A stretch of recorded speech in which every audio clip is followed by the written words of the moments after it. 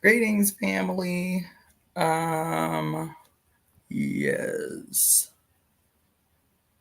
So give me a minute. I wanted to go ahead and start this, but give me a second. Let me handle something. But I'm here. Okay. So just hold on.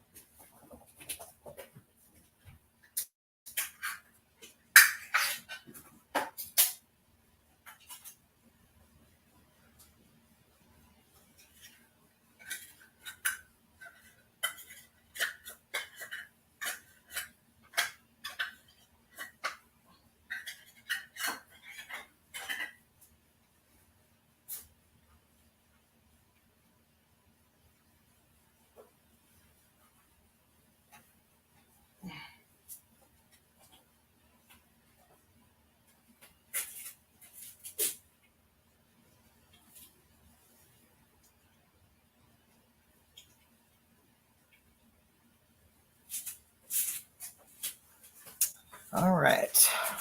Let's get this show on the road. Let's see here. Okay. Welcome, everyone. Greetings, everyone. Um, this is only one of two. Greetings, everybody. Cosmic voiceovers by Stephanie Marie. Everybody in the house. So this is just one of, I think, two lives that I'm going to do today. I may do three, but definitely two today. I know I've been MIA for about a week. You feel me? I get it. But it's just been a wild week. There's been a lot going on, obviously. Everybody in their fields, you feel me? So this morning, my plan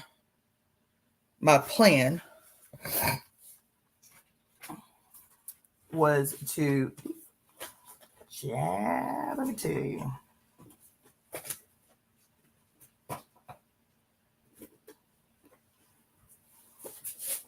So y'all know I just got cats, right? And these little jokers is in my life to reestablish, I guess, like a sense of patience when having other entities living in my space. Because, baby, these little rambunctious too be doing the absolute most. They be doing the absolute most. These two cats of mine. Ooh, they be doing the most. Anyway, so let me tell you, the reason I entitled this Beyond God the Father is because, greetings, Brahmanavava, is because I have been, over the last couple of days, going back and listening to the first four reads of Beyond God the Father. And the book is heavy hitting. The book is gut punching. And so, greetings, T. And so during my read, during going back to listen to my read, let me put it like that, I realized, especially yesterday, I think I listened to part 3 yesterday. Several of you commented on part 3 of God the Father, Beyond God the Father. And so I went back to listen to it. And though the reading was good and the commentary was appropriate, I'll be honest, for me, it was difficult to listen to. Because I was in my feelings so much. I mean, every like 2 minutes, I was stopping. So what I decided to do today was to, I know y'all love the commentary, but I am really going to fight because this book is very short. It shouldn't take me long to get through this book, but it's been taking me some time. So what I'm going to do is the way I'm going to title it on YouTube when you find it, it's going to be Beyond God the Father, No Commentary, right? So from now on, the first 4, I'm going to leave the way they are. But from now on, I'm going to read without commentary. And then if people, if it's important commentary, like right away, maybe. But I'm going to try to read this book like I read The Great Cosmic Mother. I was really diligent about keeping the commentary to a minimum. And so that's what I'm going to do today. I'm going to do a read of Beyond God the Father this morning. And then later on today, I'm going to do a live, kind of like a current events live, since I've been offline for about a week and a half. And yeah, so what I'm going to do, though, just so you know, is today I am starting Beyond God the Father from the beginning as this light to no commentary read of Beyond God the Father, so we can actually get through it with some what do you call it, like uninterrupt. Plus, I told y'all it's difficult for me to extract bites. It's difficult for me to extract clips, reels, shorts from Beyond God the Father, because I've been interrupting the read, pretty consistently. So that's what I'm going to do this morning. I'm going to reread from the beginning. I'm going to restart Beyond God the Father. So the first 4 will remain the same, but from here on, it's going to be, Beyond God the Father, no commentary, part 1, part 2, whatever. And then later on today, I'll do some pretty basic, catching up and stuff like that. I think, yeah, I'm going to,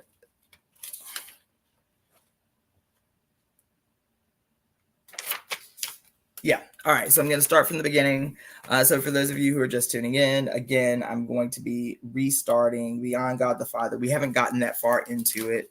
So I'm going to go ahead and we haven't gotten that far into it at all. So, hey, boy, hold on. I told y'all, get your behind down now.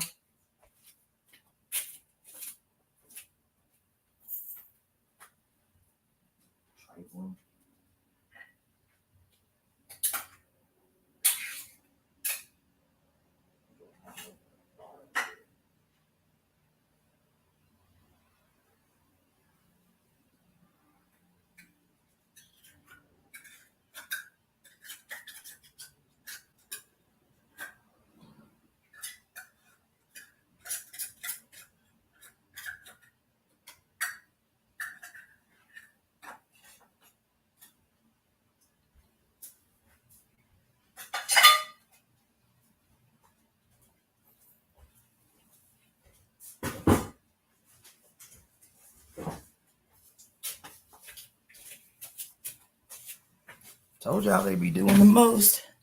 As soon as they be wilding. And as soon as I get busy, I'm telling you, as soon as I sit down at this laptop to do something, child, they want to show out. Okay. All right. This book is, in a real sense, a sequel to The Church and the Second Sex, published in the late 1960s, just before the contemporary tide of women's liberation writings burst forth. The earlier book manifested some of the anger and ebullient hope that characterized the period immediately following the Second Vatican Council.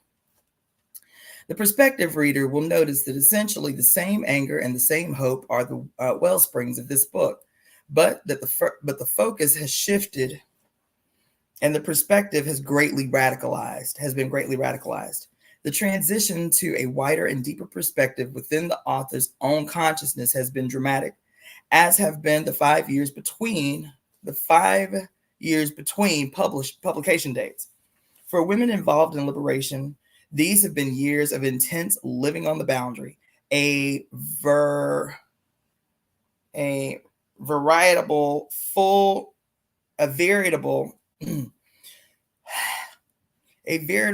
generation of change measured by the accelerated time flow of this age.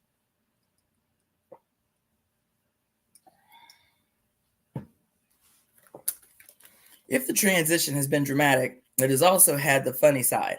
It has been a source of amusement to friends and to myself that some of the critique of language made in this book could be applied to the earlier one. Hopefully, neither they nor I will now regress to a position of standing still or even of running more slowly, which in these times would be equivalent to running backwards. Some of the footnote references in this book are to other books and articles. Others are references to conversations with women, the best discussions I've ever had.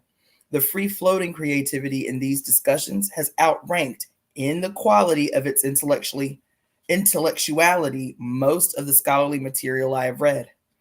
I suspect that a great deal of this material had its source in the intuitions and reasoning of women who, of course, did not receive credit and were consigned to the customary role of having ideas stolen from them. Having been denied equal access to the realm of the printed word, women still have primarily an oral tradition. My references to conversations are meant to be a reminder of that tradition, as well as an effort to set precedents for giving women some of the credit due to them finally.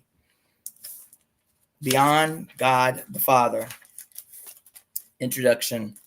The problem, the purpose, and the method. I want women's revolution like a lover.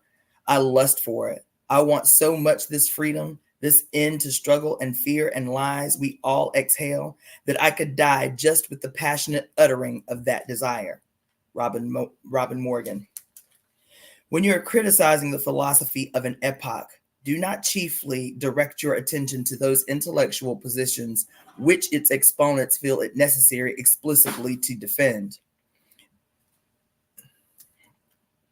There will be some fundamental assumptions which adherents of all the various systems within the epoch unconsciously presuppose. Such assumptions appear so obvious that people do not know what they are assuming because no other way of putting things has ever occurred to them. Alfred North Whitehead. The basic presuppositions of this book have been proposed in detail everywhere. I shall briefly highlight some of these ideas before proceeding to a discussion of purpose and method. Recent years have witnessed a series of crescendos in the women's movement. Women of all types, having made the psychic breakthrough to recognition of the basic sameness of our situation as women, have been initiated into the struggle for liberation of our sex from its ancient bondage. The bonding together of women into a sisterhood for liberation is becoming a widespread feature of American culture, and the movement is rapidly taking on worldwide dimensions. The bonding is born out of shared recognition that there exists a worldwide phenomenon of sexual caste, basically the same whether one lives in Saudi Arabia or in Sweden. This planetary sexual caste system involves birth-ascribed, hierarchically ordered groups whose members have unequal access to goods, services, and prestige, and to physical and mental well-being. Clearly, I am not using the term caste in its most rigid sense, which would apply only to Brahmanic Indian society. I am using it in accordance with Bierman's broad description, since our language at present lacks other terms to describe systems of rigid social stratification analogous to the Indian caste system. It may be that the psychological root of selective nitpicking about the use of the term caste to describe women's situation is a desire not to be open to the insights made available by the comparison. Such rigidity overlooks the fact that language develops and changes in the course of history. The term is the most accurate available. Precisely because it is strong and revealing, many feminists have chosen to employ it. As Joe Freeman points out, caste systems are extremely difficult, although not impossible, to change. Moreover, since they are composed of interdependent units, to alter one unit is to alter all. The exploitative sexual caste system could not be perpetuated without the consent of the victims as well as the dominant sex, and such consent is obtained through sex role socialization, a conditioning process which begins to operate from the moment we are born and which is enforced by most institutions: parents, friends, teachers, textbook authors and illustrators, advertisers, those who control the mass media, toy and clothes manufacturers, professionals such as doctors and psychologists, all contribute to the socialization process. This happens through dynamics that are largely uncalculated and unconscious, yet which reinforce the assumptions, attitudes, stereotypes, customs, and arrangements of sexually hierarchical society. The fact of women's low caste status has been and is disguised. It is masked, first of all, by sex role segregation.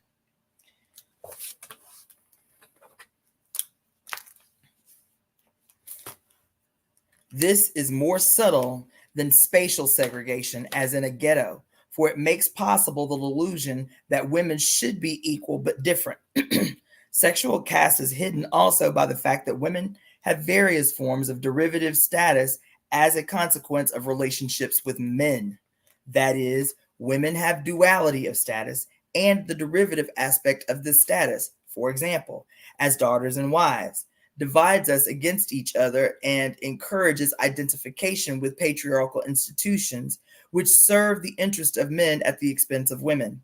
Finally, sexual caste is hidden by ideologies that bestow false identities upon women and men. Patriarchal religion has served to perpetuate all of these dynamics of delusion, naming them natural and bestowing its supernatural blessing upon them. This system has been advertised as according to the divine plan. The history of anti-feminism The history of anti-feminism in the Judeo-Christian heritage already has been exposed. The infamous passages of the Old and New Testaments are well known.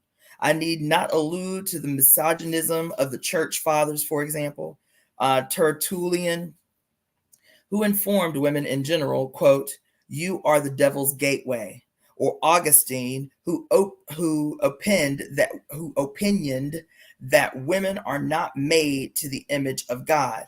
I can omit reference to Thomas Aquinas and his numerous commentators and disciples who defined women as misbegotten males. I can overlook Martin Luther's remark that God created Adam Lord over all living creatures, but Eve spoiled it all. I can pass over the fact that John Knox composed a, quote, first blast of the trumpet against the monstrous regiment of women. Woo. All of this, after all, is past history. Perhaps, however, we should take just a cursory glance at more recent history.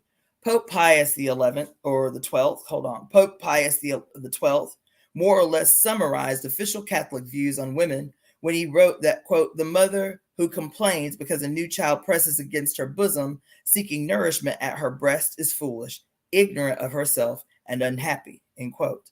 In the early 1970s, the Roman Church launched all-out warfare against the international movement to repeal anti-abortion laws. In 1972, Pope Paul VI assumed his place as champion of, quote, true women's liberation, asserting that this does not lie in formalistic or materialistic equality with the other sex, but in the recognition of that specific thing in the feminine personality, the vocation of a woman to become a mother, end quote.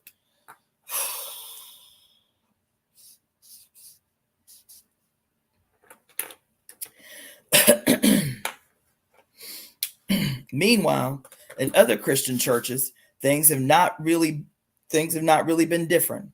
Theologian Karl Barth proclaimed that woman is ontologically subordinate to man as her head.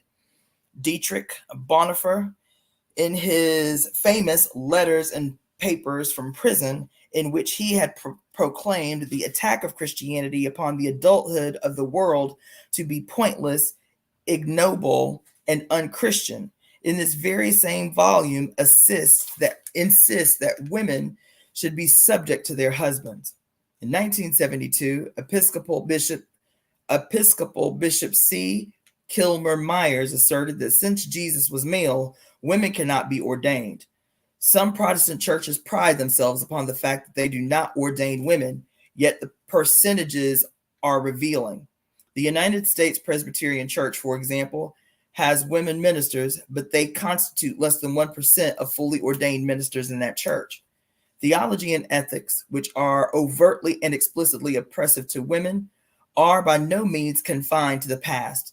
Exclusively masculine symbolism for God, for the notion of divine incarnation in human nature, and for the human relationship to God reinforce sexual hierarchy.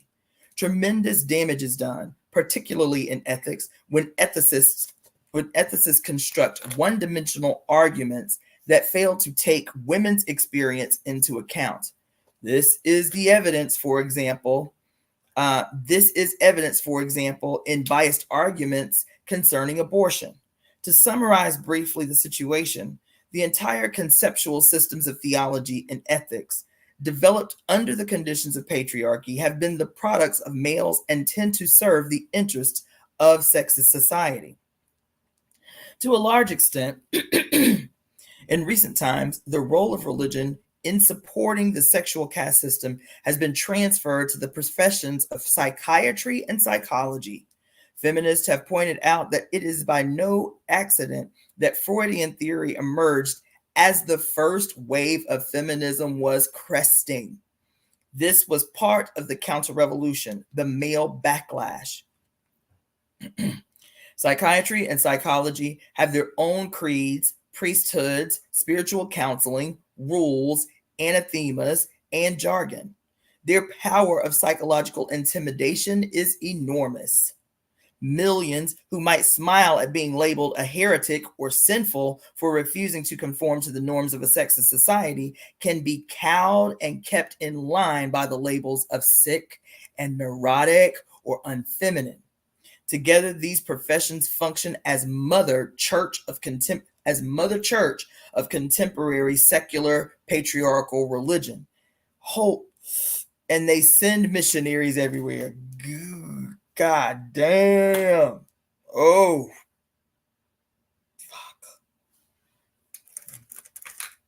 Child, she called us. I'm sorry, I'm trying. She called the systems of psychiatry and psychology the mother church.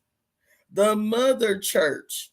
She called psychiatry and psychology with their own what? With their own priesthoods and creeds and spiritual counseling and rules and anathema and jargon. She called the fields of psychiatry and psychology, child, the mother church of contemporary secular patriarchal religion, and they send missionaries everywhere. Oh, whoa, damn. She said, look, where a reasonable, rational person in this day and age would laugh at the idea of being labeled a heretic or sinful, that shit don't work no more. You can't guilt a bitch into doing what you want to do by calling them sinful and a heretic. So now you got to use another method of control. What?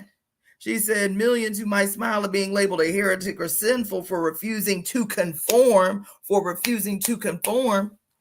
to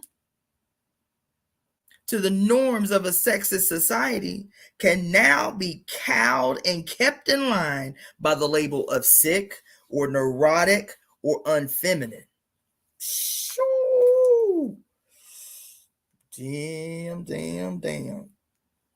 Why? For refusing to conform. for refusing to conform. It isn't prudent for women to see all of this. Seeing means that everything changes. Seeing means that everything changes. Oh my God. Damn. Can y'all hear that, T. Brahmana Bava? Can y'all hear that loud ass drilling? Or can I go ahead and read through? I don't know if y'all can hear it in the background. If so, I'm going to have to close my doors. Don't y'all start. Hold on just a second. God damn it.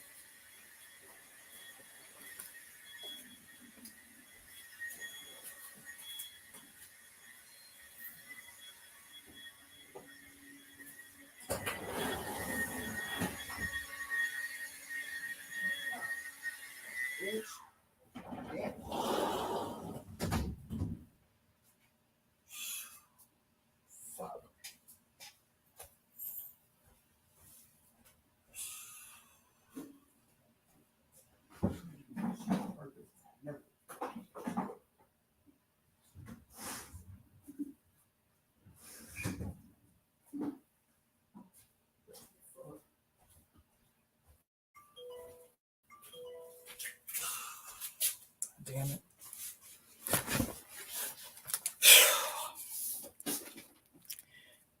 It isn't prudent for women to see all of this. Seeing means that everything changes.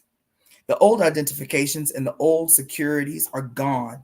Therefore, the ethic emerging in the women's movement is not an ethic of prudence, but one of whose dominant theme is existential courage. This is the courage to see, the courage to be, in the face of nameless anxieties that surface when a woman begins to see through the masks of sexist society and to confront the horrifying fact of her own alienation from her authentic self.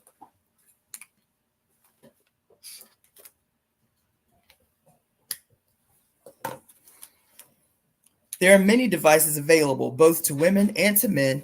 Hey! I cannot believe this. Get down. Boy. Ugh. Let's see. There are many devices available to both men, to women, and to men for refusing. Hold on, because don't you even think about it. I see you plotting. I see you.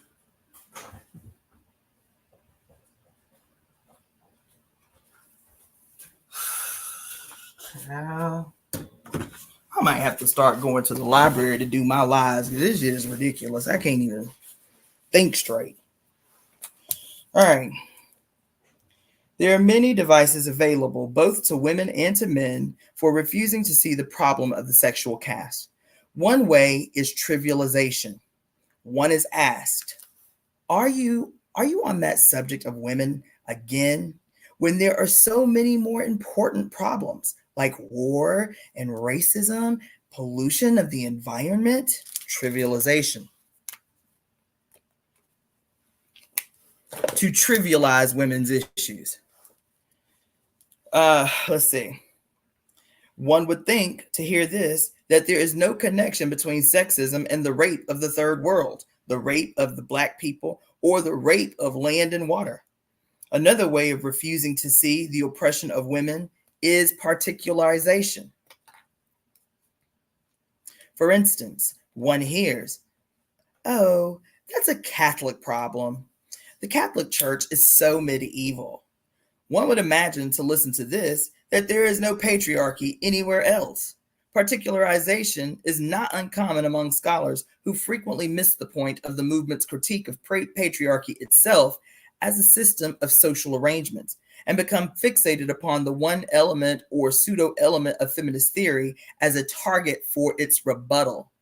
That is, they spend energy answering questions that women are not really asking.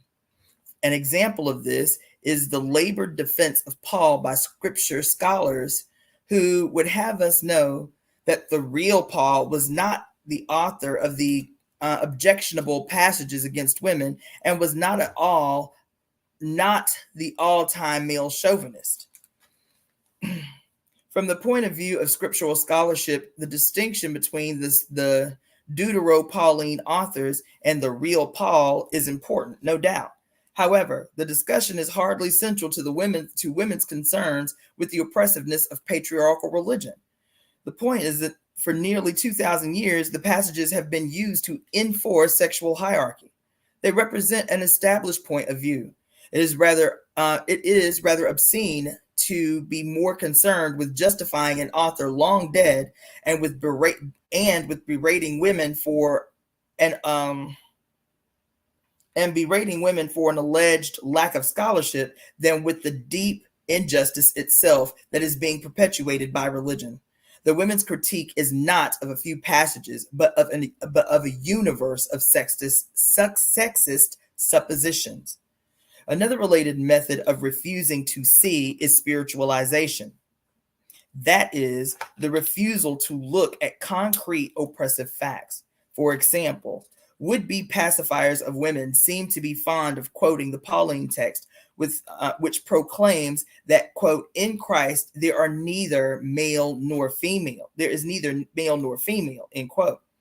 This invites the response that even if this were true, the fact is that everywhere else there certainly is. Moreover, given the concrete facts of social reality and given the fact that Christ's image is male, one has to ask what meaning content the passage possibly could have. Finally, some people, especially academics, attempt to make the problem disappear by universalization. One frequently hears, but isn't the real problem human liberation? The difficulty with this approach is that the words used may be true, but when used to avoid confronting the specific problems of sexism, they are radically untruthful. The purpose of this book. It is easy then simply not to see. So overwhelming and insidious are the dynamics that function to support the sexist world view that women are constantly tempted to wear blinders. Let's see. So overwhelming and insidious are the dynamics that function to support the sexist worldview that women are constantly tempted to wear blinders, even in the very process of confronting sexism. Then the result is co-optable reformism. Co-optable reformism.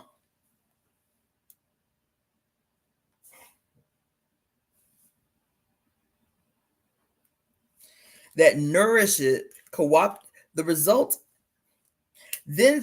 is co-optable reformism that nourishes the oppressive system. In the process of writing this book, I have tried to be constantly aware of this dynamic. Asked if this work is intended to be new theology, I must point out that the expression is misleading. To describe one's work as theology or even as new theology usually means that the basic assumptions of patriarchal religion will be unchallenged and that they constitute a hidden agenda of the work. I am concerned precisely with questioning the hidden agenda that is operative even in so-called radical theology. I do not intend to apply doctrine to women's revolution.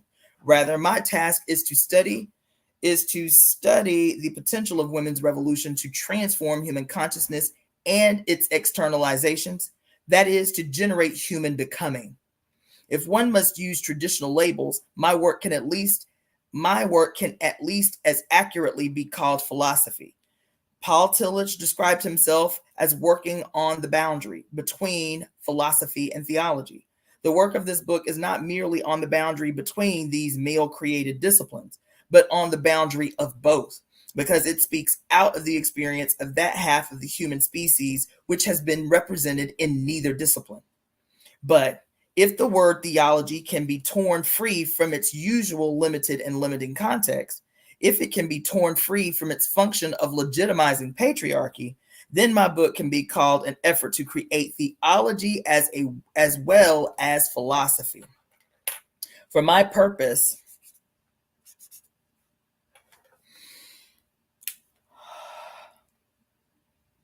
for my purpose is to show that the women's revolution, insofar as it is true to its own essential dynamics, is an ontological spiritual revolution pointing beyond the idolatries of sexist society and sparking creative action in and towards transcendence. The becoming of women implies universal human becoming. It has everything to do with the search for ultimate meaning and reality, which some would call God. Women have been extra environmentals in human society. We have been foreigners, not only to the fortresses of political power, but also to those citadels in which thought processes have been spun out, creating a net of meaning to capture reality. In a sexist world, symbol systems and conceptual apparatuses have been male creations. These do not reflect the experience of women, but rather function to falsify our own self-image and experiences. Women have often resolved the problems of this situation Women have often resolved the problems that this situation raises by simply not seeing the situation. That is, we have screened out experience and responded only to the questions considered meaningful and licit within the boundaries of prevailing thought structures, which reflect sexist social structures. As Simone de Beauvoir sadly notes, women who have perceived the reality of sexual oppression usually have exhausted themselves in breaking through to discovery of their own humanity, with little energy left for constructing their own interpretation of the universe. Therefore, the various ideological constructs cannot be imagined to reflect a balanced or adequate vision. Instead, they distort reality and destroy human potential, male and female. What is required of women at this point in history is a firm and deep refusal to limit our perspectives, questioning, and creativity to any of the preconceived patterns of male-dominated culture. When the positive products of our emerging awareness and creativity express dimensions of the search for ultimate meaning, they can indeed be called both philosophical and theological, but in the same sense of pointing beyond the God of patriarchal philosophy and religion. The problem of method. The question arises, therefore, of the method I propose to use in this book in dealing with questions of religious symbols and concepts and with ethical problems. I will begin my description with some indications of what my method is not. First of all, it obviously is not that of a charismatic theology, which supposes some unique and changeless revelation peculiar to Christianity or to any religion. Neither is my approach that of disinterested observer who claims to have an objective knowledge about reality. Nor is it an attempt to correlate with the existing cultural situation certain eternal truths which are presumed to have been captured as adequately as possible in a fixed and limited set of symbols. None of these approaches can express the revolutionary potential of women's liberation for challenging the forms in which consciousness incarnates and for changing consciousness. The method that is required is not one of correlation, but of liberation. Even the term method must be reinterpreted and in fact wrenched out of the usual semantic field, for the emerging creativity in women is by no means a merely cerebral process. In order to understand the implications of this process, it is necessary to grasp the fundamental fact that women have had the power of naming stolen from us. We have not been free to use our own power to name ourselves, the world, or God. The old naming was not the product of dialogue, a fact inadvertently admitted in the Genesis story of Adam's naming the animals and the woman. Women are now realizing that the universal imposing of names by men has been false because partial. That is, inadequate words have been taken as adequate. In this respect, though with a different slant, the new woman consciousness is in accord with the view of Josiah Royce that it is impossible to consider any term apart from its relations to the whole.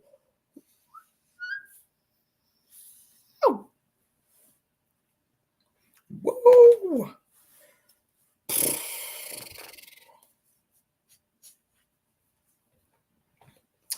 To exist humanly is to name the self, the world, and God.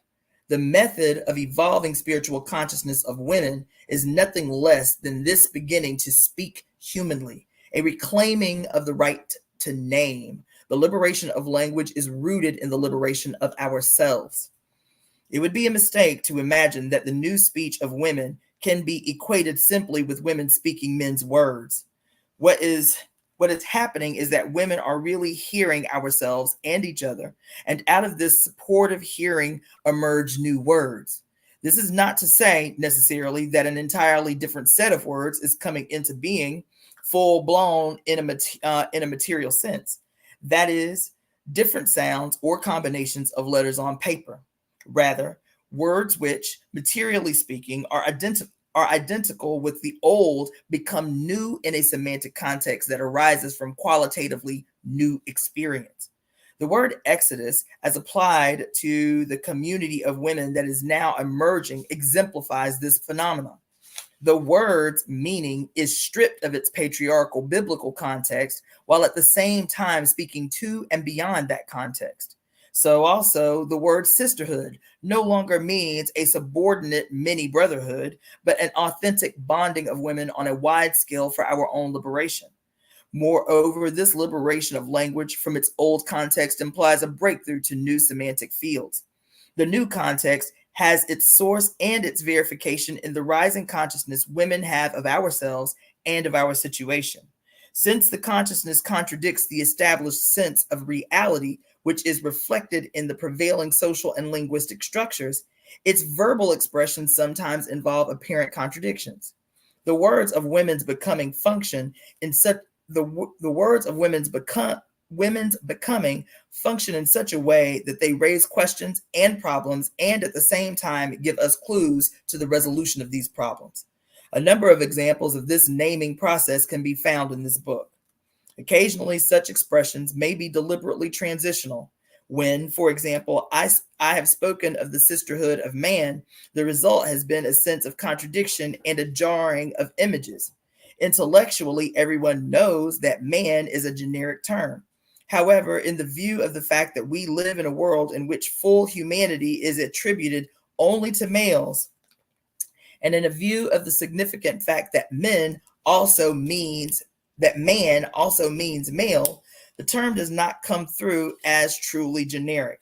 For this reason, many feminists would like to erase the spacious generic term man from the language, and rightly so.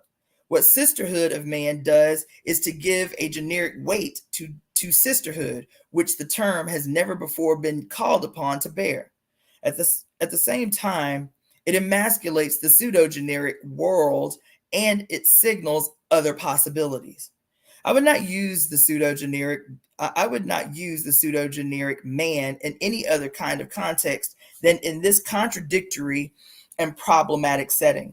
The point is not to legitimate the use of the word man for the human species, but to point to the necessity of the death of this false word, its elimination from our language.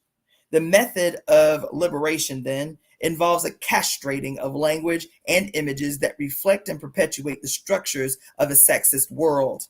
It castrates precisely in the sense of the cutting away of phallocentric value systems imposed by patriarchy in its subtle as well as its more manifest expressions.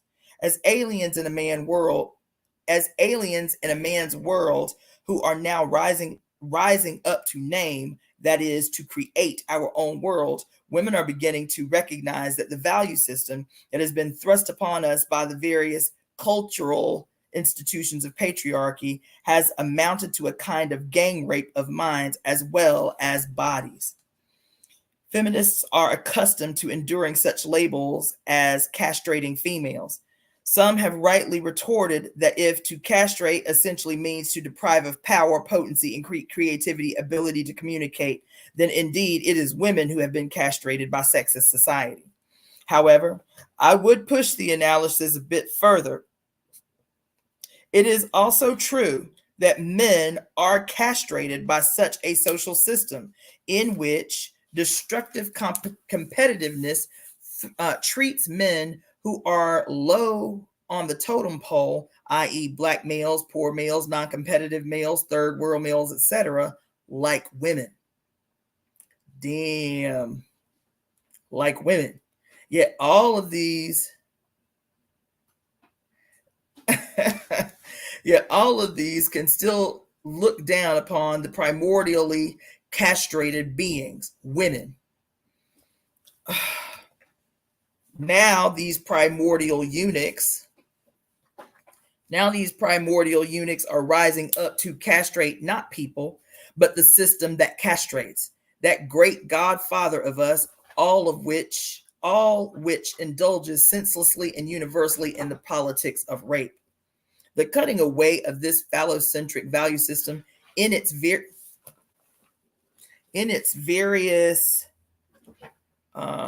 incarnations amounts also to a kind of exorcism that essentially must be done by women. Hey, yo, cut it out.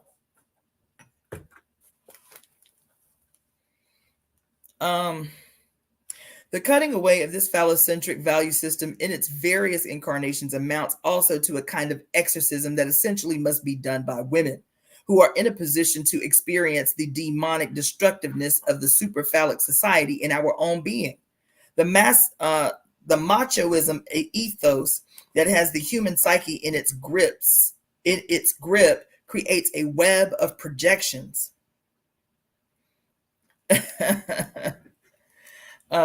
In its projections, hold on. Let's see. The machismo ethos that has the human psyche in its grip creates a web of projections,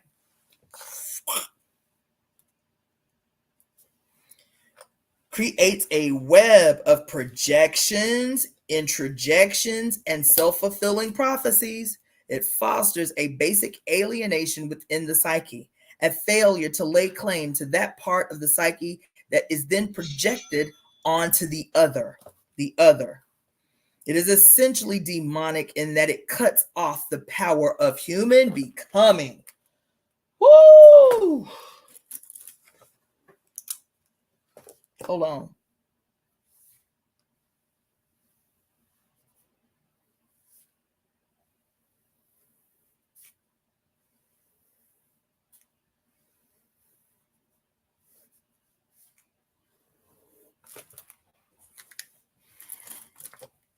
The method of liberation, castration, exorcism, then, is a becoming process of the other, women, in which we hear and speak our own words. Ooh. Can y'all stop boy too much? Man. Ooh.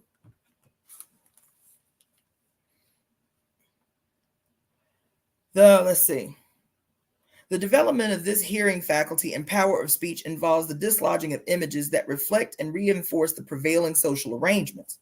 This happens in one way when women assume active, creative roles.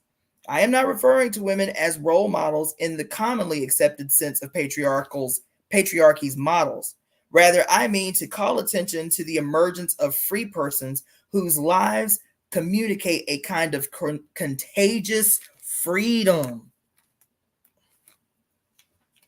This dislodging process requires a refusal of the false identity of tokenism.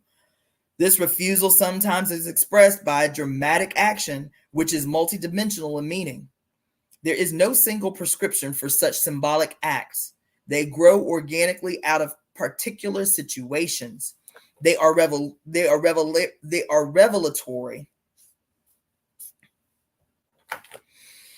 are revelatory since they not only, let me read that sentence again.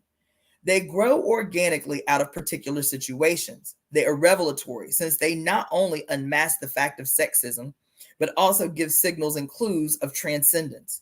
Generally, they involve rejection of tokenism, breaking with the past, dramatic action, the living out of something really new, which gives the impetus for further action. Women may Women may judge that in some cases the names imposed upon reality by male-dominated society and sanctified by religion are basically oppressive and must be rejected. In other instances, it may be that it may be that partial truth has been taken for the whole in the past, and that the symbols and conceptualizations that are biased have to be liberated from their partiality. Women will free traditions, thoughts, and customs only by hearing each other and thus making it possible to speak our word. This involves interaction between insight and praxis, not in the sense of reflection upon social action, a false dualism, but rather in the sense of continual growth, flexibility, and emergence of new perceptions of reality, perceptions that come from being where one is. The becoming of women in sisterhood is the countercultural phenomena par excellence, which can indicate future course of human spiritual evolution. As I have pointed out, none of the methods acceptable to male philosophers and theologians can begin to speak to this task. Women are not merely rethinking philosophy and theology, but are participating in new creation. The process implies beautiful, self-actualizing anger, love, and hope. Come on in the room, Mary. Overcoming methodolatry. One of the false gods of theologians, philosophers, and other academics is called method. It commonly happens that the choice of a problem is determined by method, instead of method being determined by the problem.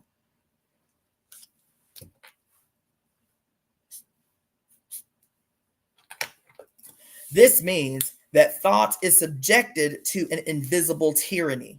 Susan Langer wrote, quote, "The limits of thought are not so much set from outside." Listen. The limits of thought are not so much set from outside by the fullness or poverty of experiences that meet the mind, as from within by the power of conception, the wealth of formulative notions with which the mind meets the experiences. Most new discoveries are suddenly seeing things that were always there. Oh, most new discoveries are suddenly seeing things that were always there.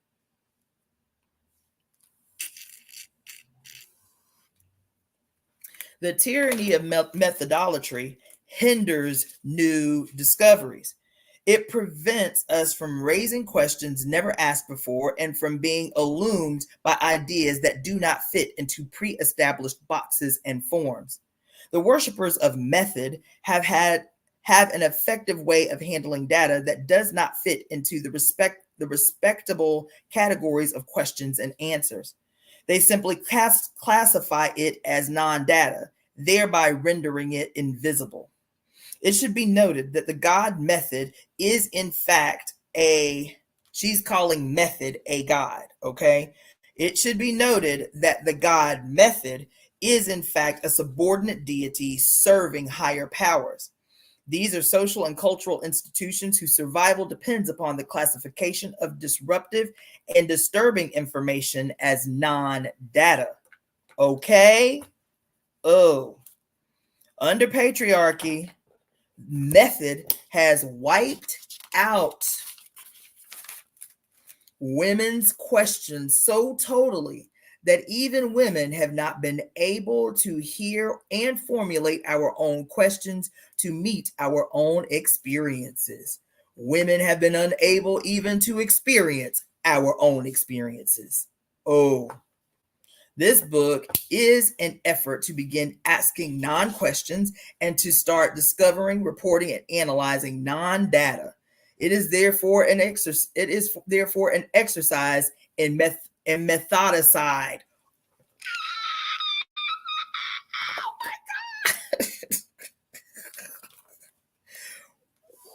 Oh, listen, it is an exercise in methodicide, a form of deicide. Oh my God. The servants of method must therefore unacknowledge its non-existent, a technique in which they are highly skilled. By the grace of this double negative, may they bless its existence in the best way they know. High treason merits a double cross.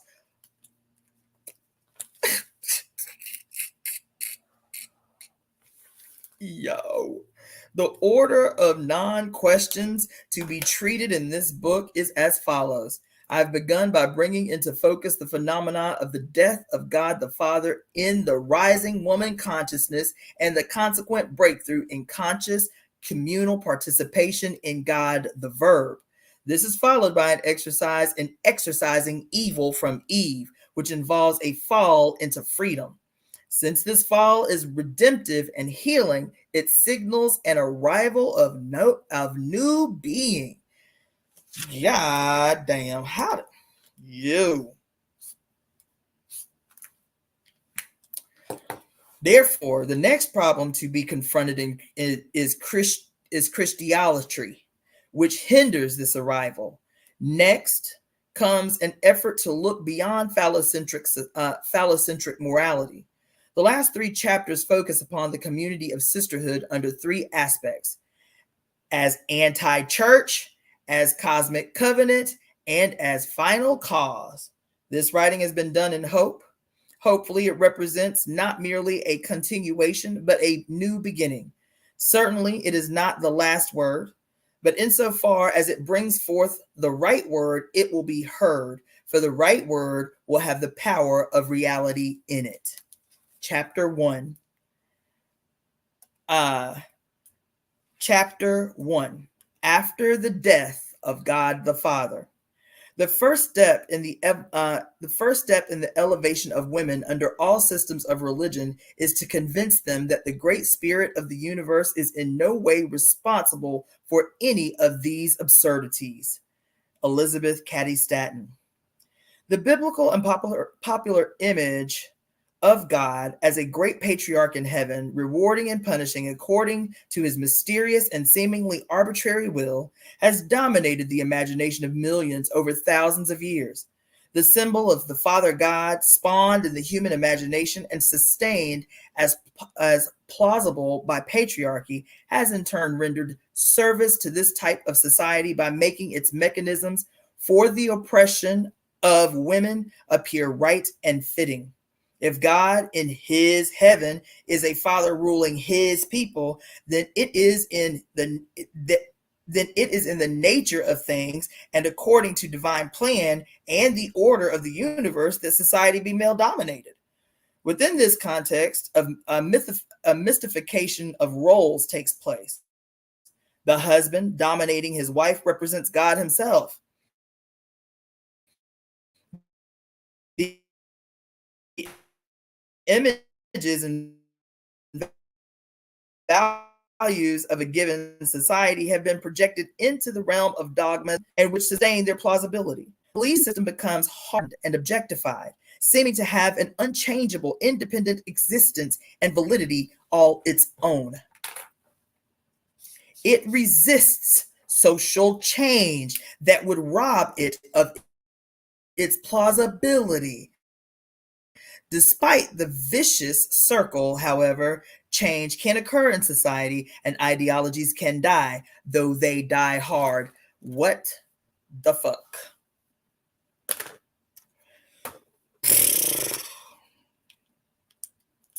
God damn it. Let me take a note. This might be what we have to talk about later on today when I come back to do this live. This little section right here. What's today's date? 7/4/2024. That's it. That's the topic of discussion for today, for tonight, for whenever I do this next live. Listen, I'm gonna read that whole paragraph again. I want y'all to open your ears and hear me. Within this context, a mystification of roles takes place. The husband dominating his wife represents God himself. Point number one. The images and values of a given society have been projected into the realm of dogmas and articles of faith. Point number 2. And these, in turn, these articles of faith. Listen, let me stop. Let me stop here. God damn it. I said I wasn't going to interject, but I need to. Just so I can make a mental note for myself for later today. God damn it. Listen.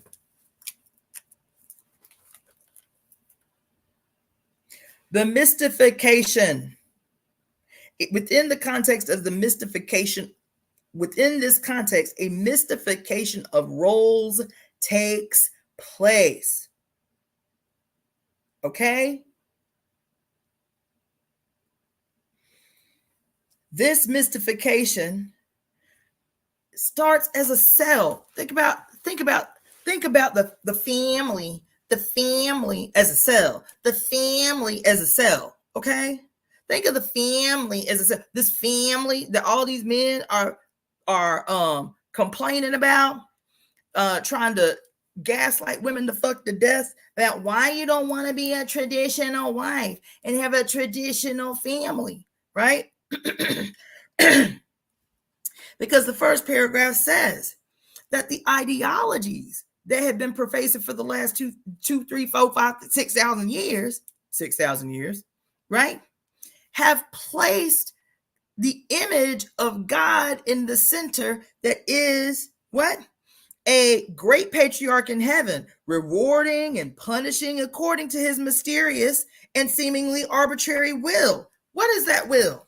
Listen to what this woman is saying. She said, this biblical great patriarch in the sky is rewarding and punishing according to his mysterious, because we can never know the mind of God, his mysterious and seemingly arbitrary will. What is the mysterious and arbitrary will of the rewarding and punishing great patriarch in heaven that we always so befuddled by and confused and dismayed by? Rewarding, the simultaneous rewarding of the few elite ultra wealthy, and the simultaneous consistent unending and unebbing punishment of the many who create and produce that wealth. This is the ideology. Remember when I read, what was it that I read? I think it was the book on the state by Lenin. And he talked about the role of religious institutions. The role of religious institutions has always functioned to uphold and legitimize through divine ordination the fucking state. The state is given its power by philosophies, theologies, and ideologies, religious philosophies, ideologies, and theologies that justify top-down punishment, work as punishment, sin as punishment for sin. You feel me? So these ideologies that these socialists out here always like, oh, well, that's just that religious shit over there. Oh, that's just that spiritual shit over there. Religious institutions since their inception have always functioned to create a legitimization of fucking the state, which is used to oppress and exploit for the few in opposition to the many, at the expense of the many. To not talk about the religious role that the role that religion plays in what's happening right now today. Everybody got their tail feathers in a bunch. Everybody got their heartstrings plucked the fuck all out of accord because of what the Supreme Court did, because of what Trump is doing, because of what Biden is doing, or whatever, as if it is apart from and separate from this thing that Mary Daly wrote about in 1973. That if you have as your foundation, as the cell, that the great God in heaven is a white guy with a white beard in a white robe in a white heaven, surrounded by golden mansions and streets of gold, and in a land rich with milk and honey, you feel me? Then that idea that you accept in your mind that is directly in opposition to your existence. Why would a white God in the white heaven with a white beard in some white robes with white angels in white mansions and castles on a white throne create anybody colored? Why would you, as a black person, as a red person, as a brown person, as a yellow person, as a female, as an other, as a gender fluid person, as a gender non-conforming person, as a trans person, as a child, as a mother, why would you even exist? Why would you even exist in a situation where you believe in your mind that the great God in heaven is a white guy, a white old guy with white hair and white beard and white robes in a white heaven with streets of gold and milk and honey, milk and land of milk and honey, would have anything that resembles your best interest at heart, right? And so if you have in your mind this idea as God, then it becomes the fertile soil to plant seeds of the traditional family. This is the cell, the traditional family. This is the seed, the traditional family, where the male functions. What does she say? Where the male functions as the representation of God in the home. That's what it say. She said this idea has dominated the imagination of millions over thousands of years. The symbol of the Father God spawned in the human imagination and sustained as plausible by the patriarchy has in turn rendered service to this type of society by making its mechanisms for the oppression of women appear to be right and just and fitting. If you got a white guy in a white sky with a white beard and some white hair and some white robes surrounded by white angels, then anything that happens to women is right and just and fitting because of their absence of proximity to his presentation. The further you are away from the image of God, the more just your punishments, the more just your suffering, the more just your oppression. Your oppression is based on the absence of your proximity to God. That's why no matter what you do, no matter how hard you work, no matter all these tithes you pay, no matter what you do in society, the people who have the closest proximity to God, the image of God, whatever that God, because I'm saying a white guy and a white sky and a white beard. But look at the Middle East. Look at the Middle East. Look at Saudi Arabia. Look at fucking Iran and Iraq and where else? The Emirates and all of these places. The image of their God is what? A kind of brown colored guy. You feel me? In a brown heaven or whatever the fuck they go. You feel me? And he got a beard, you feel me? And he might wear a turban or he might wear one of them little things, you feel me? A kufi or whatever. And his proximity to his face of God does the same thing in the goddamn Middle East in motherfucking and Islamic society. Because we give a pass to that shit. We give a pass to that shit.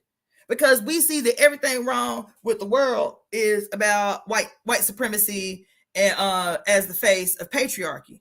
But white supremacy is one of the faces of patriarchy right now.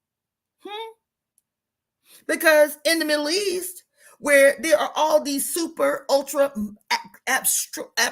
obscenely wealthy goddamn Arab societies, that shit look just like it do with white people in power here. Yeah, it do. Motherfuckers spending millions of dollars a day. The oppression of women is butt naked and in full effect. You feel me? So we're talking about God as an image that justifies the oppression of others. Women first. Women first. Women first. Everybody else, your oppression is based on your proximity to femaleness. It's based on your proximity to your mama. It's based on your proximity to your sisters and your aunties and shit, your grandmama and all that, right? And so by virtue of having come through from between the legs of a woman, you feel me? And so you have to be reborn in the blood of a male, through the blood of a male, to expiate yourself from having to be born in your physical existence from between the legs of a filthy woman. I said I wasn't going to go off. But when this becomes, she goes on to say, this shit becomes sustained as plausible by patriarchy itself. And this, and anything that happens to women, right, is considered right and just and fitting, befitting her femaleness. Her oppression becomes befitting her femaleness. Because her punishment as a female is fitting because she ain't a male, right? If God in his heaven is a father ruling his people, then it is in the nature of things and according to divine plan and the order of the universe that society be male dominated. Within this context, a mystification of roles takes place. The husband dominating his wife represents God himself. That's why, look, we ain't talking about just theology or philosophy. We're talking about pragmatically in the material world. What does this shit mean? Within this context, a mystification of roles takes place. The husband dominating his wife represents God himself. And if the man is God in his household, and any punishment that a woman receives within that household is right and just and fitting, this can explain in real time why women who are abused in their homes have no recourse. Because this shit is etched in all our consciousness. This is why it wasn't but 20 years ago, and it's not in every state, that rape within the context of marriage is not illegal. Rape within the context of marriage is not illegal. Why? Because of this mystification that takes place that places the husband as the God over his wife. That's why these niggas are out here having a whole ass temper tantrum. And when I say niggas, I mean all y'all with Y chromosomes, all y'all. I don't care what color, I don't care where you're born, where you're from.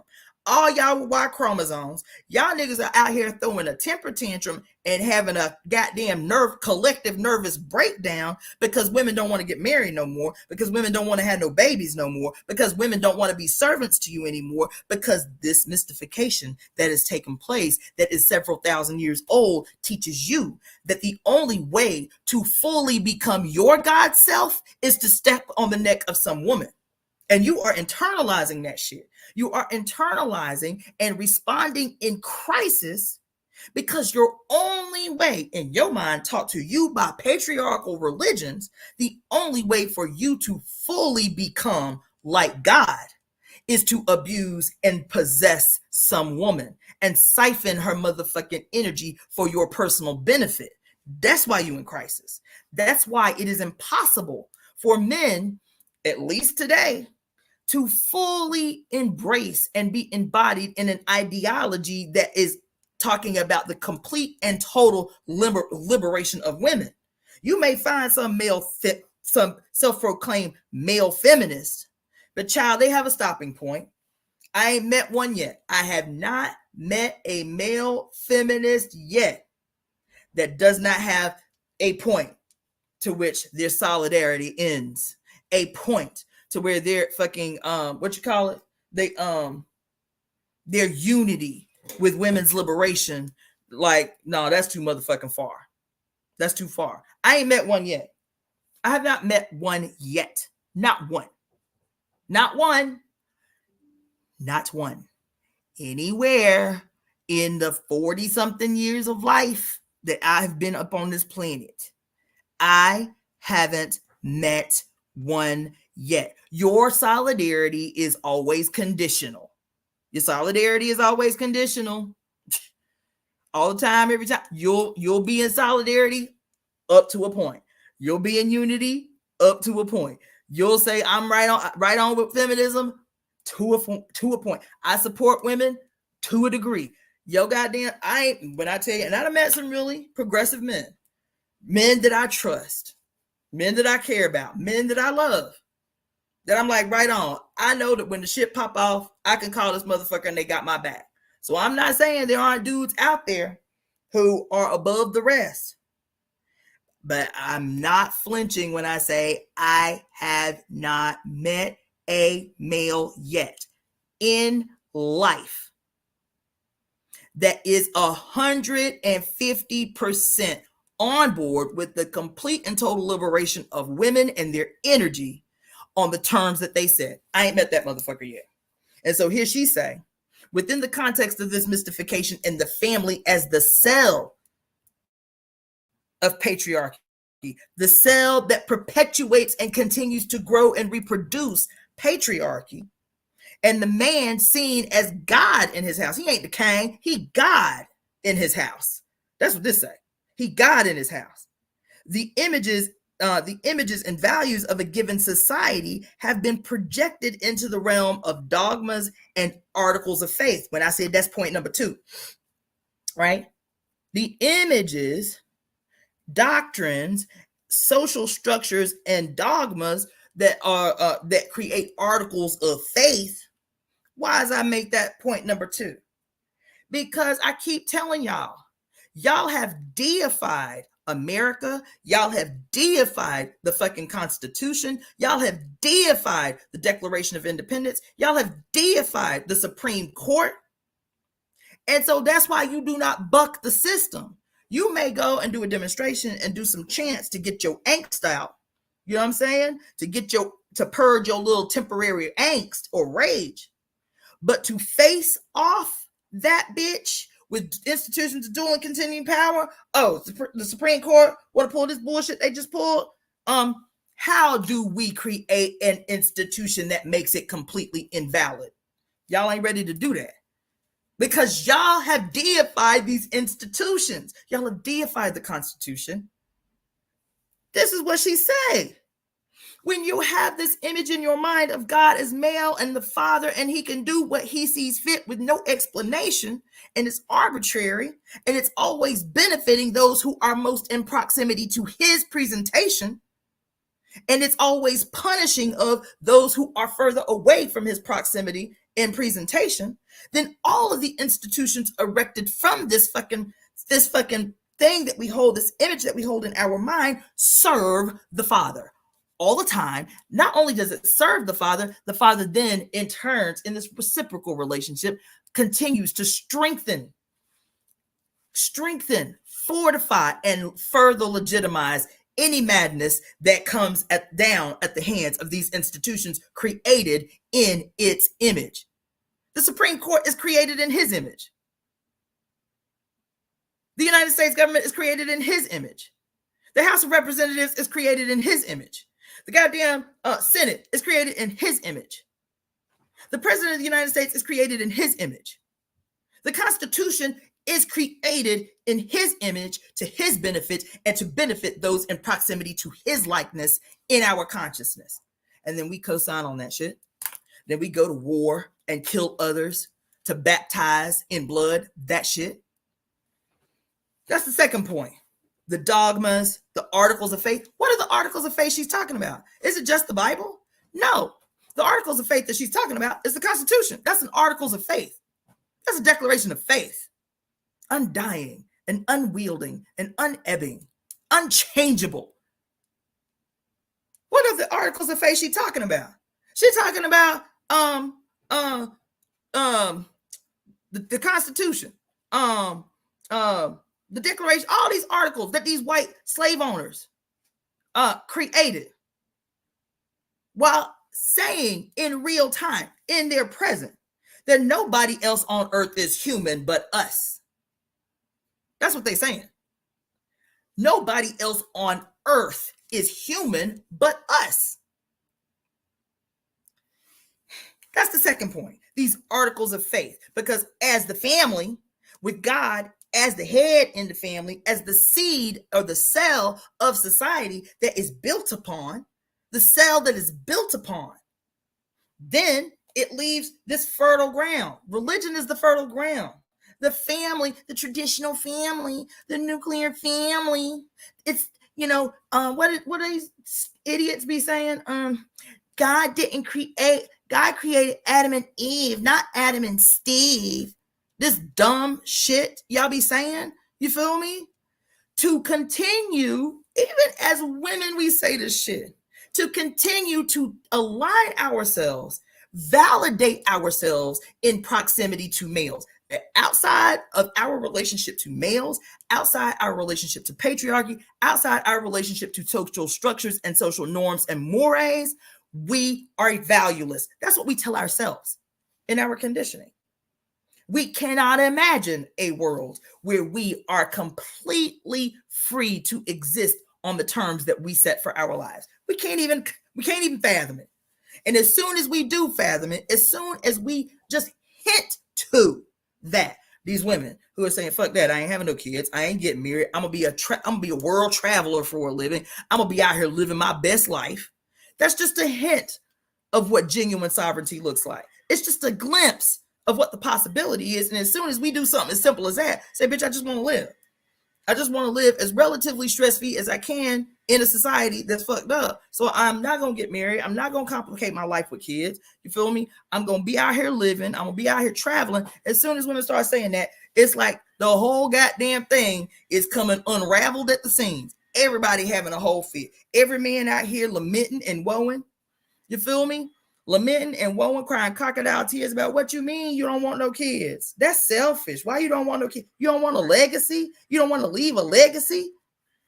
All the myriad of ways they attempt to gaslight the fuck out of us for wanting to have the power to be completely self-determined. That's the second. This is the role that the articles of faith play. Okay? Then she say, and these in turn justify all the social structures which have given rise to them and which sustain their plausibility. It is our participation. I keep telling y'all this. Listen, the articles of faith justify the social structures. They give rise to them and sustain them. We accept the articles of faith. Listen, we accept the articles of faith. We say, yeah, well, the founding fathers were flawed, but it was a different time. The Constitution is a just document. That's what we say. Even as right now, the Constitution that you uphold still upholds and legitimizes slavery in these goddamn prisons. Slavery ain't abolished. It ain't gone nowhere. 2.5 million motherfuckers in prison in this country. But the Constitution is a just document, and we have to uphold the law. It is the law. And so the articles of faith that we accept as ordained by God, who is the God of America? The founding fathers. That's what we've done. We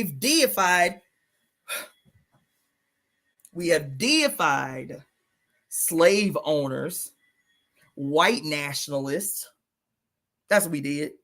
In upholding and abiding by, not ever challenging the Constitution, we have deified genocidal, slave-owning white males who are the most closely tied to the God of their imagination that justifies every crime that has happened since the birth of the United States of America. That's what we have done. When we cry crocodile tears about the obvious, damn near tragically comical occurrences of the last 2 weeks with the Supreme Court, and we out here crying and scared and lamenting. Oh my God, can you believe what they did? Yes, you motherfucking right, I can believe what they did. I've been telling y'all for 4 years. This dude who is sitting at the head of the Supreme Court, what's this dude's name? I forget his name. But he is the Chief Justice on the Supreme Court. This dude is an honorary Jesuit. I've been telling y'all that for 4 years. I said, wait until this shit gets popping. As soon as he took the chair, as soon as he took the seat, and I read his background, This dude, what is this guy's name? Who is the lead justice on the Supreme Court? The white guy. What is his name? Anyway, he is a devout Catholic. I've been telling y'all this for 4 years. That for the first time in the history of the office, for the first time in the history of the Supreme Court, the majority of the justices sitting on the Supreme Court, in the Supreme Court now are Catholic, devoutly practicing Catholics. And people are like, that's just their personal life. That's just their personal religion. How the hell you think they're going to make an objective decision about anything that stands in opposition with their personal religious beliefs? And this dude is not just a devoutly practicing Catholic. He is an honorary Jesuit. And while the Jesuits have a cute and genteel face now, they were the armed apparatus of the Roman Catholic Church in their origin. They were the executioners. And I mean that literally. They were the executioners. They were the Roman Catholic Church's hitmen. This is who the Jesuits were. And y'all don't want to pay attention to none of that. So y'all think everything is just about law and what the law says and what the Constitution says. How can they do this? This is unconstitutional. But the Constitution is their articles of faith through which, because of their proximity to the God in their imagination, they can do with and treat how they see fit. They can use and misuse how they see fit. You think that the Constitution is some binding, I don't know, what's the word I'm looking for? Some binding contract that gives you some rights, but it was scripted by slave owners, white nationalists, Freemasons, who have never had your back, who didn't even see you as human at the time. You were not a human at the time that the Constitution was drafted. You were not a human being. You were not classified as a human being. Not natives, not black people, not Mexicans, not fucking Asians, not women. You were not viewed as human. And so you have, God damn it, how is this any different? Oh my God. Listen, we grew up Christians, right? Christians, Catholics, whatever. It's Muslims, Islam, whatever, right?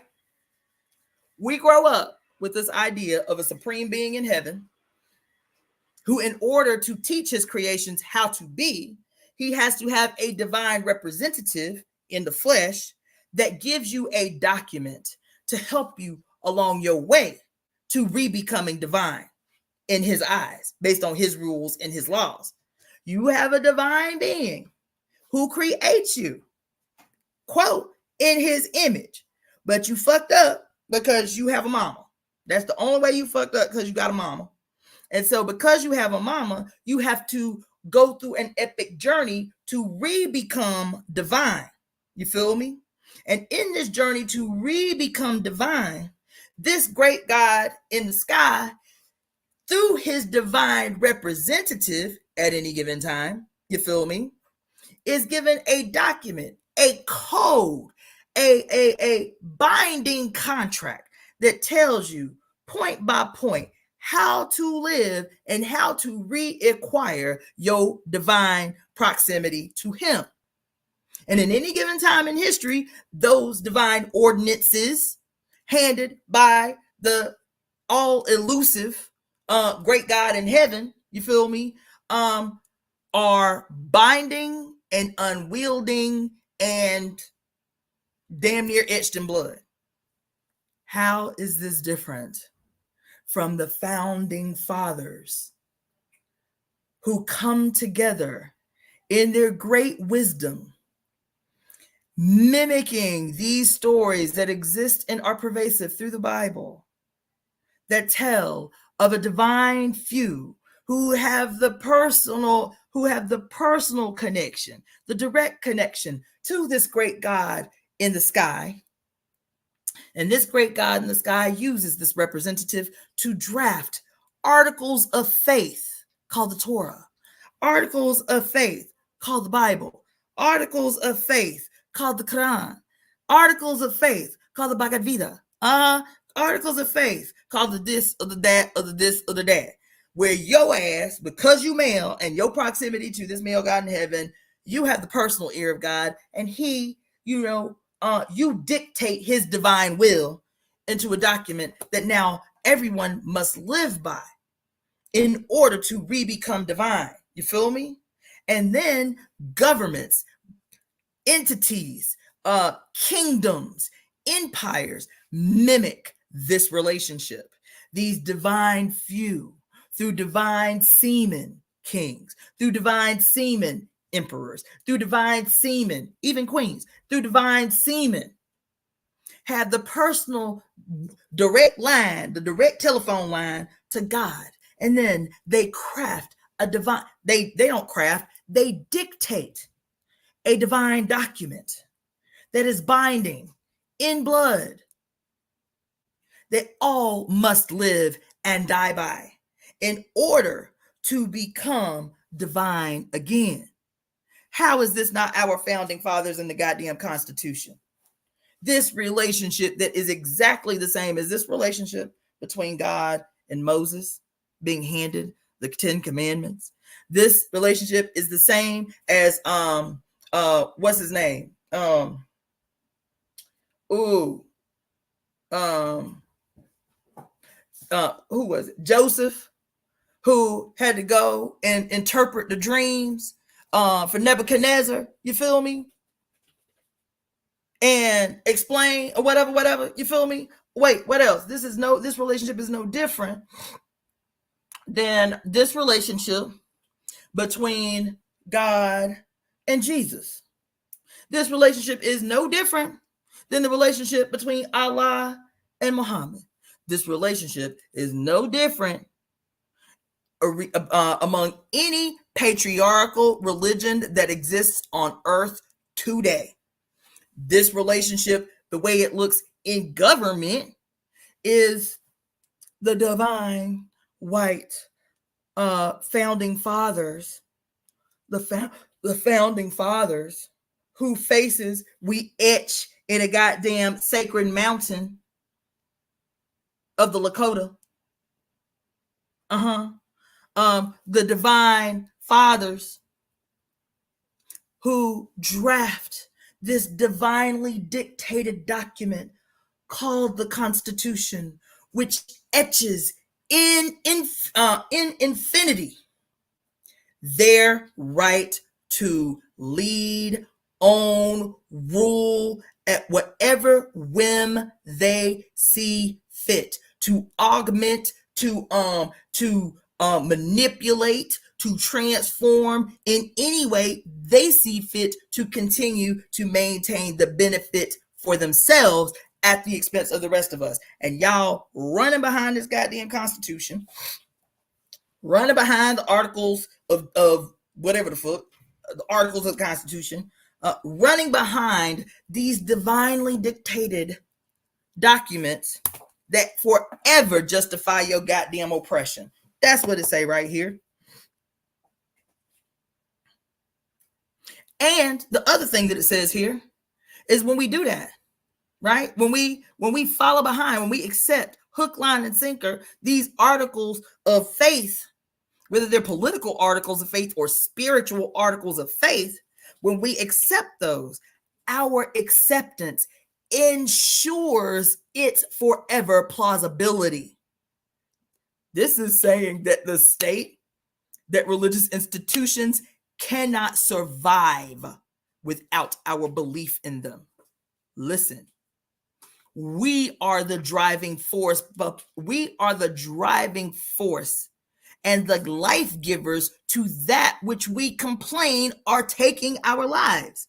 We are the driving force, our belief. We are the driving force, our faith. We are the driving force behind that which is in real time destroying our goddamn existence. Because it says here, these articles of faith, that once we accept them, that once we latch onto them and do not deviate from them, these articles justify every social structure that exists. Do you think corporations, do you think the corporatocracy, do you think that globalization exists out of this paradigm, outside this paradigm,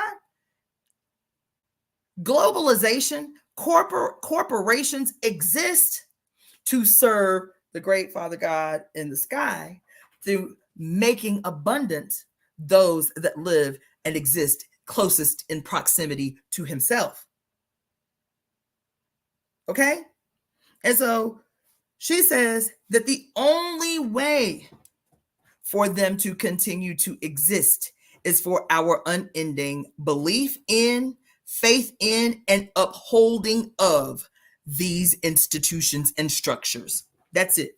Because she says the belief system becomes hardened and objectified, seeming to have an unchangeable and independent existence and validity all its own.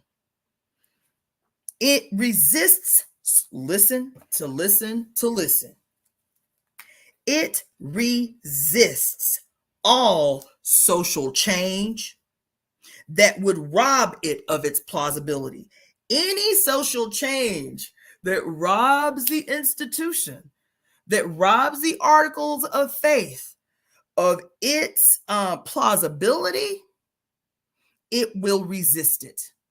That's why this goddamn Catholic heavy Supreme Court just overturned, is fighting against gay marriage, just overturned Roe versus Wade, just overturned everything. You feel me? Anything that you fought like hell to win, forced them to acknowledge, because that's what happened. They give you shit. The Constitution didn't give you shit. Anything that you won through this institution, you fought like hell for and made their lives hell. And that's why they had to comply.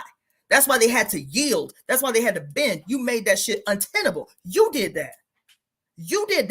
You won those rights. You won those laws. You did that. The Constitution didn't do that. Your pressure on them did that. The Constitution didn't do that, baby. You fought using the Constitution, but the Constitution didn't do that. The Constitution didn't give you them rights. The Constitution didn't free up that political space for you. Your ass did that. Your mom and them did that. Your grandmama and them did that. Fought like hell. Fighting motherfucking police in the street. Fighting against the system.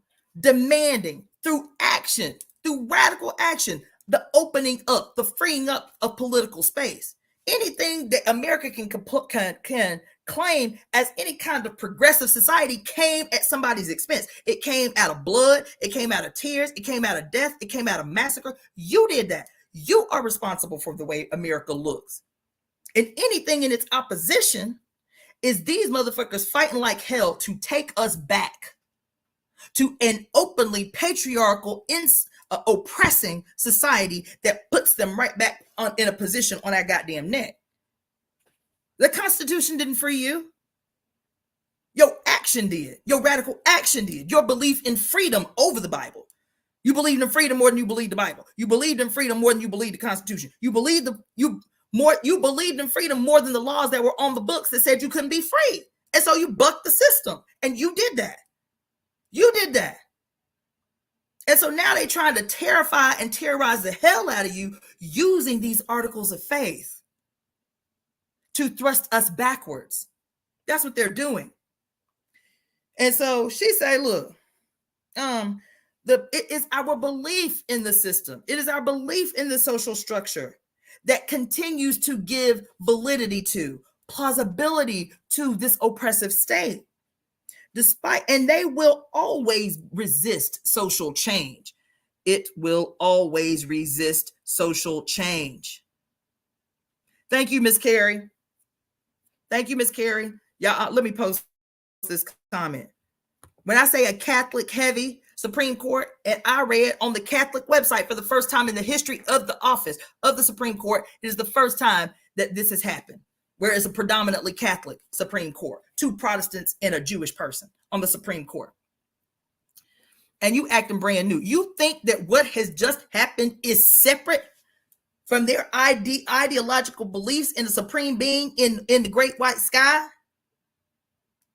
That justifies the oppression of women? That sees women as birthing machines to carry divine seed in their bodies?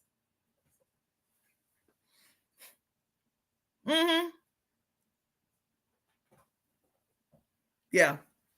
I'm sorry. I said I wasn't going to give no commentary, but baby, this damn shit on the divine articles of faith, on the nuclear family, on the family, on the family, on the family, on the family, on the divine seed. That's why you gotta have. That's why you can't have an abortion. And that's why we got to clamp down on abortion, because you're not just destroying a human being. You are not just destroying an quote unborn baby.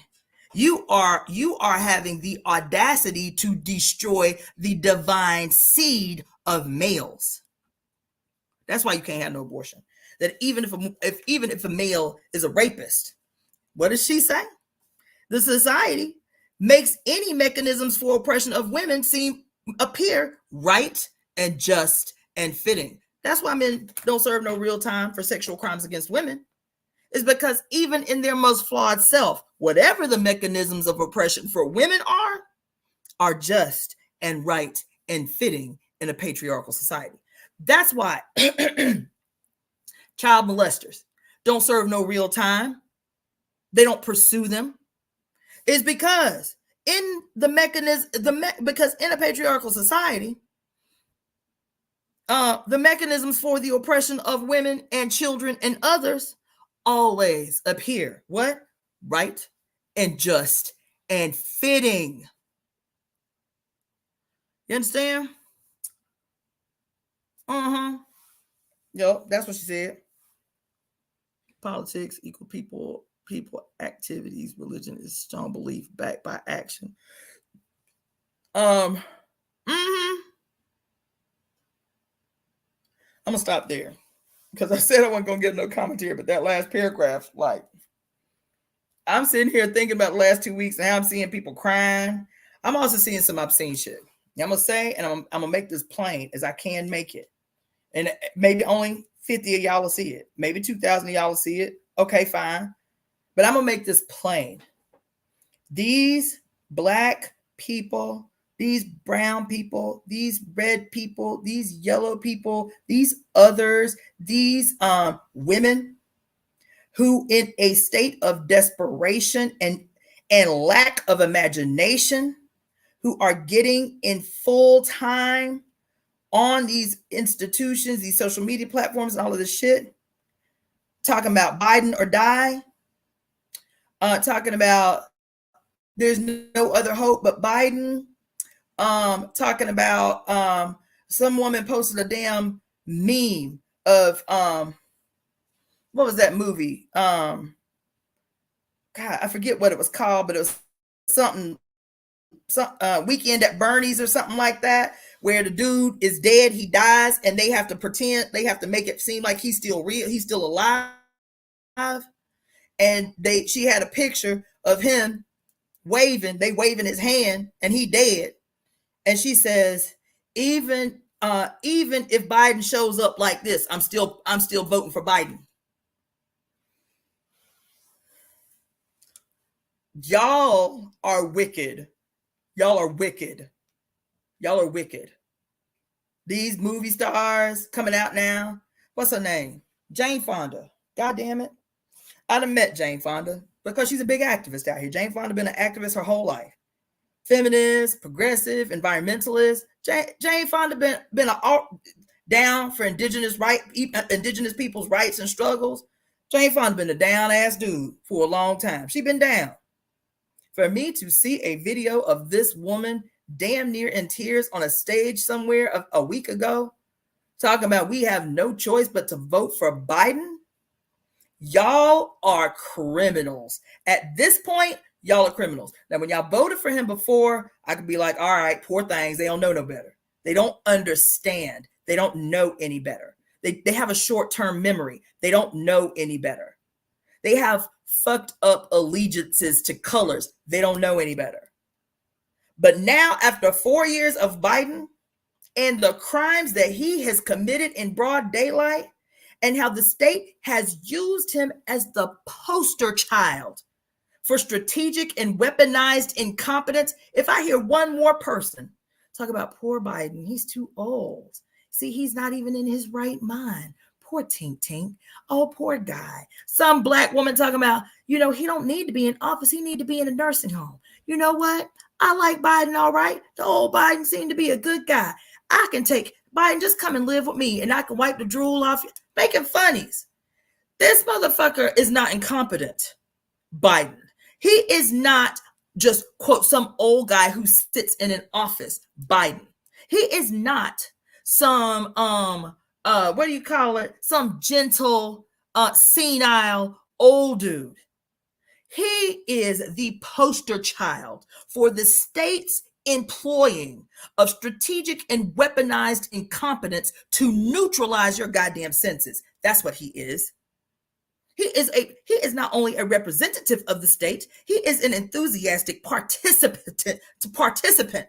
in the aggressions levied down by the state. And he always has been. This ain't new. This Biden, this ain't new. He always has been a willing and enthusiastic participant in the aggressions handed down by the state in the pockets of fucking lobbyists and corporations. Balance, I don't have a problem with that. I don't have a problem with that. What I have a problem with is the institution itself. Because they will find, listen, there are 400 plus million people in the United States. And everybody is disgruntled. You feel me? Everybody getting robbed in broad daylight. And so we can stage a contest and say, nobody can be in the Senate. Nobody can be in the House. Nobody can be the president. You feel me? Nobody can be a governor who's over the age of 65. And we can demand it and fight for it and probably win it. It will not change the nature of the state. It will not change the objectives and the goals of the state. They will take a nappy-haired, jet black ass, big booty having, big titty having woman, put her as the goddamn president of the United States. And I am telling you, the goals and objectives of the state will always be made. The institution is the problem. The institution is the problem. The art and its articles of faith is the problem. The Constitution is the problem, not the solution. The White House is the problem, not the solution. The House of Representatives, the Senate is the problem, not the solution. So age limits don't matter. You can find somebody that can be a straight up fascist, white nationalist, agent of the state and be black as the day is long. They can be black as the day is long and still be a fascist white nationalist. You ain't got to be white to be a white nationalist. Don't y'all know that? You ain't got to be white to be a white nationalist. I done met many colored white nationalists who got white people in their brain, and every time they open their mouth, white people come out. Who hate black people, who hate colored folk. You feel me? Age is not the issue. The institution is the issue. The deified institution of the United States of America is the problem. You understand? And so, yes, it's like hospice nurses. Hospice nurses see him as sweet and old man, but don't know what trauma he has caused in the last 50 years. Miss Carrie, come on and tell the truth up in this room. How about I just saw and responded to was one of the things I was going to talk to y'all about today. This might be temple service. I just saw this TikTok about this dude. Child, this shit had my hair on fire for so many reasons. This shit had my hair on fire. This young black guy was talking about how he went to a truck stop or something, stopped somewhere to get something. And this family was celebrating the 89th birthday of this old white guy. You feel me? And as he's walking to the bathroom, just being polite, he said, happy birthday, young man. You probably got a lot of great memories living that long, right? And kept it pushing, went to the bathroom. When he comes out of the bathroom, the old dude, his family, everybody done dispersed. He's sitting at the table by himself waiting for his wife to come out the bathroom. He said, come here, young man, come here. He said, yes, sir. He said, yeah, I do have a lot of memories, and a lot of them I wish I could get rid of. And he said, what you mean? So this old white man, 89-year-old white man, proceeds to tell him a story how he was a firefighter during the 1950s and 60s.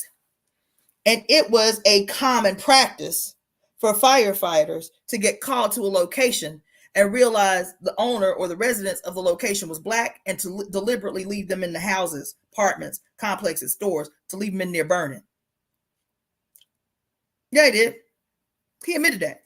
He said, yeah, it was common practice for us to just kill Black people, because that's what y'all did. Having the ability to rescue someone and not is murder.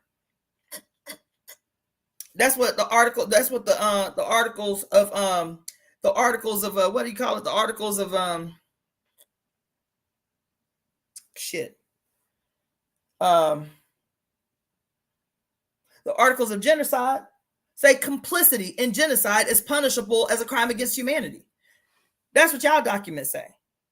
That complicity, meaning to see and to know something is happening that is genocidal, and you do not intervene, you do not do anything to intervene in that, you are just as guilty as the person doing the shit. That's what the articles on genocide say.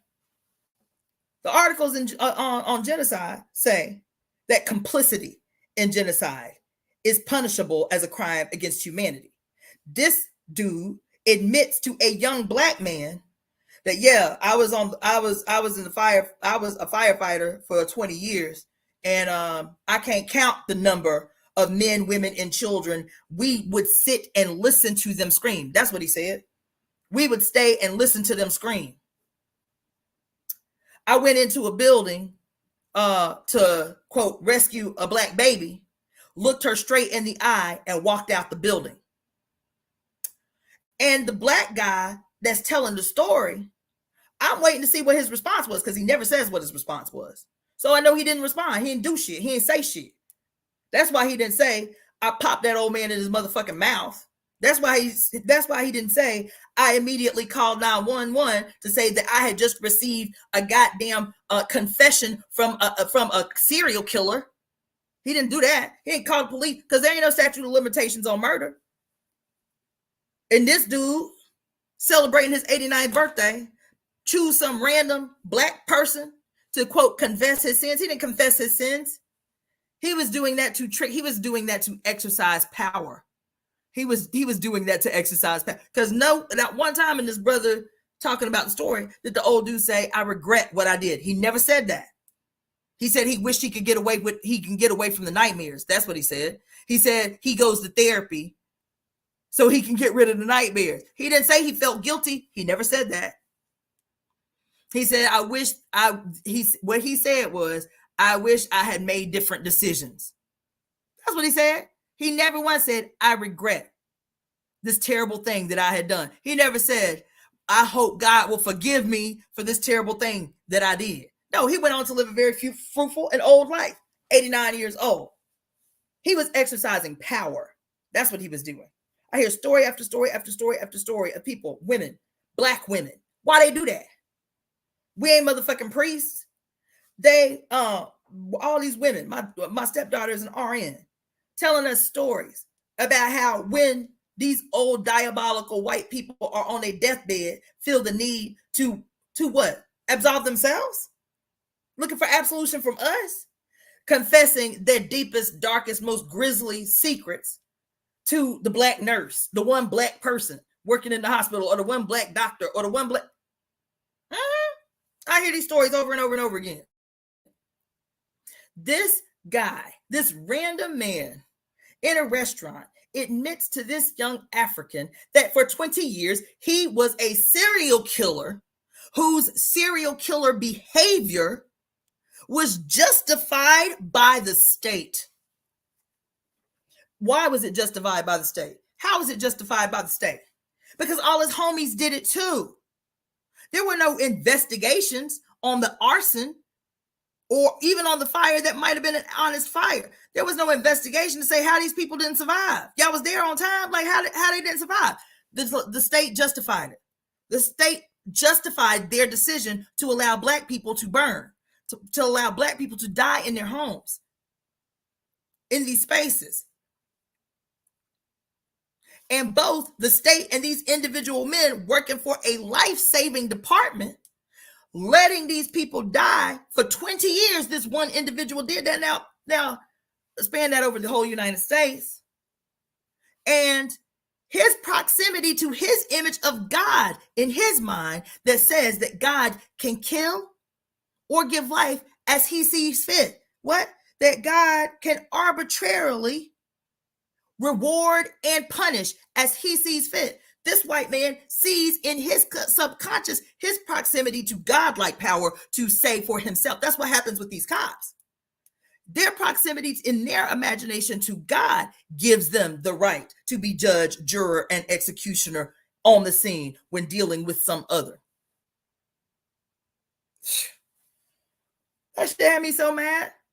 This young African was like, I never thought about, I knew the police was messing people up in the 1960s, but in the 1950s, but I didn't think about firefighters. I was like, this is the failure of the public school system.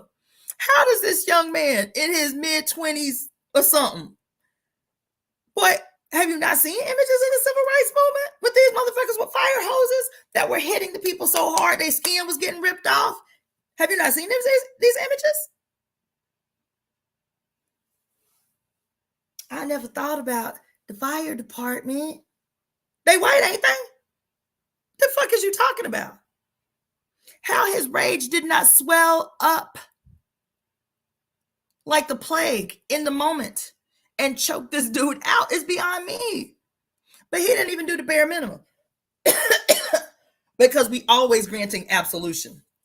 Black folks. We always granting absolution. Brown folks. We always granting absolution. Red folks. We always granting absolution. Yellow folks. We always granting absolution. Women. We always granting absolution. Others. Especially when that white person is old. We grant them absolution. They don't even have to say, I'm sorry. They don't even have to say, I'm regretful. They don't have to say, how can I make this right before I leave this planet? If you really regretted it, you'd be like, how can I make this right? You ain't even did that. And we always, all they got to do is make an admission. We infer that they feel guilty. We infer that they sorry. So we grant absolution to motherfuckers who are not sorry about what they have done. We grant absolution. Oh, poor Tink Tink. Child, listen, in medical school, the majority of our patients were 65 and older. We specialized in geriatric care, geriatric treatment. These, I don't care how old they are, baby, they are fully aware. Just because you old and even misstep every now and again, do not mean you are feeble, do not mean you are stupid. They are fully aware until their dying day of every crime that they have ever committed and gotten away with. And we grant them absolution. We make excuses for them when they do diabolical shit, like send weapons in the billions of dollars to Israel. Biden did that. That happened under Biden's administration. As a matter of fact, under Biden's administration, we entered into 2 wars. This thing in the Ukraine happened under Biden's administration. That's what happened. That didn't happen under Trump's administration. That happened under Biden's administration. This thing unfolding in Israel, that happened under Biden's administration and this country's participation in it. These 2 wars that we are supporting, taxpayers, workers, because even if we say, I stand with Palestine, your tax dollars support Israel. Your hard work supports Israel. The money you spend supports Israel. So you can say out your mouth you side with Palestine, but all your blood, sweat, and tears to generate the money that you do to survive, that they steal in the form of taxes, is supporting the Ukraine and Israel. You feel me? So,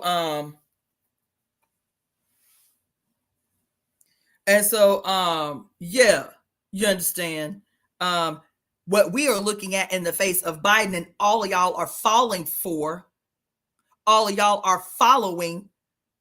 for, is poor Tink Tink. He's so old, he shouldn't even be running. But if he's gonna run, anything but Trump.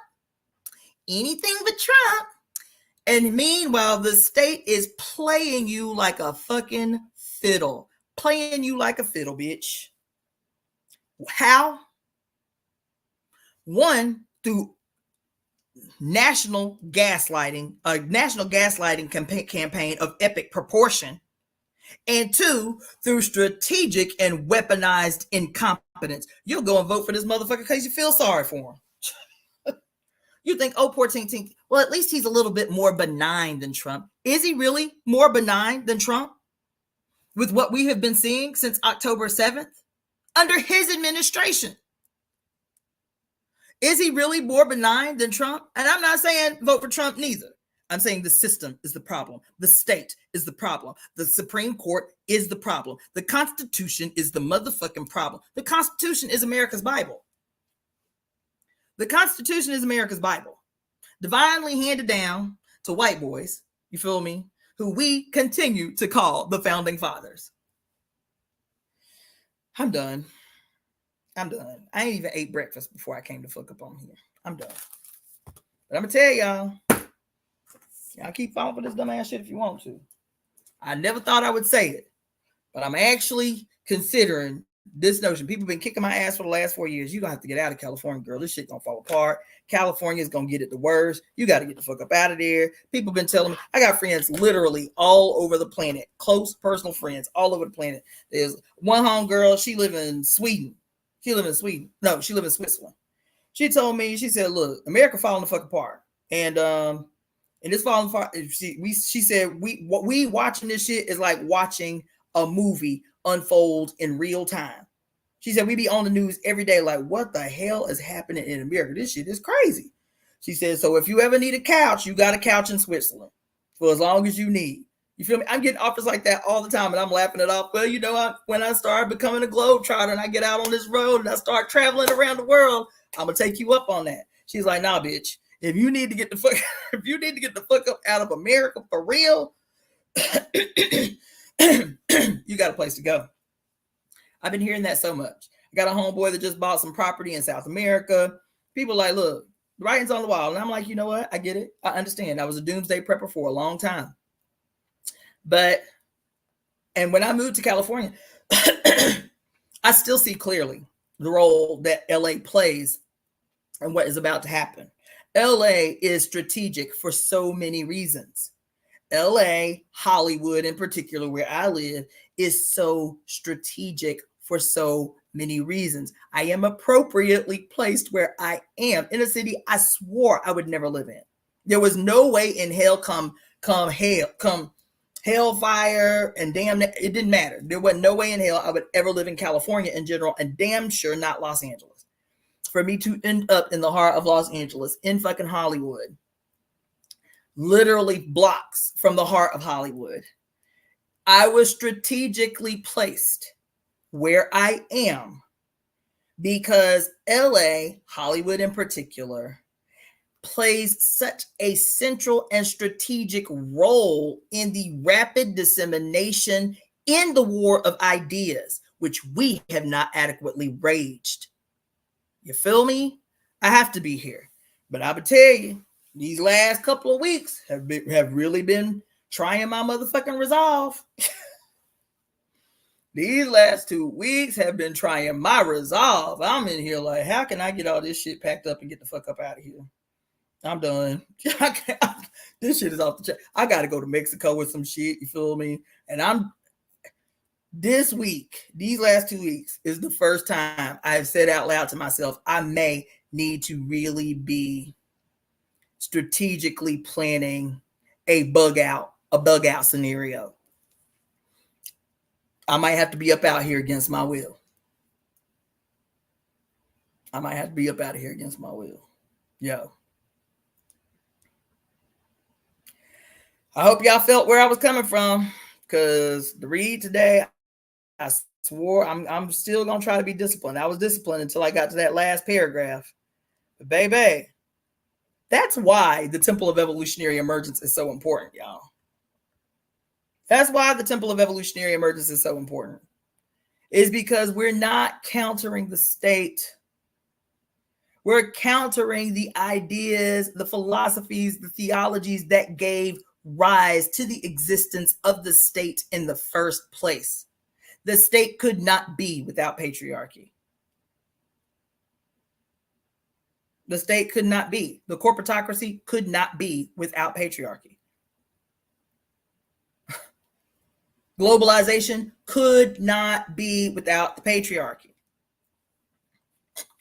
And so when we're talking about, establishing a philosophy for change that centers the matriarchy, not in some disembodied, ambiguous way, but establishing the matriarchy that addresses all areas and facets of life, spiritually, emotionally, economically, culturally, historically, every single aspect of life radically transformed under an ideology guided by the matriarchy. She said, this is the thing that's going to represent a complete toppling of the whole goddamn system.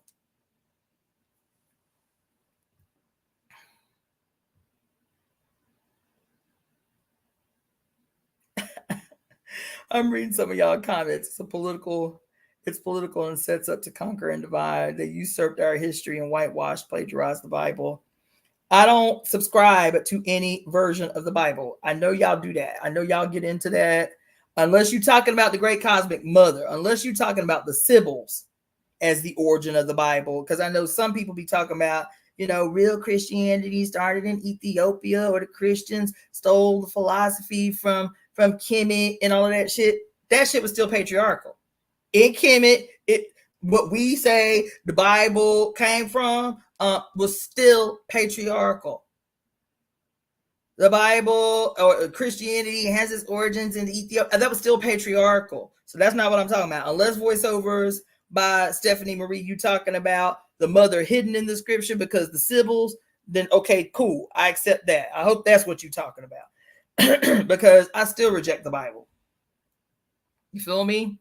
I read it strategically. I read it because I know the mother is hidden in it. She has shown me herself in it.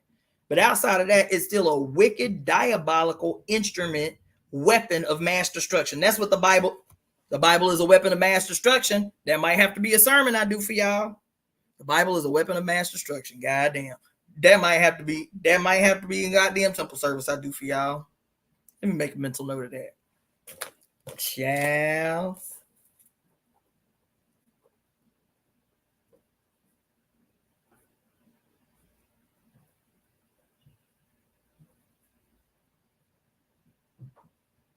Yes. Yes, it is.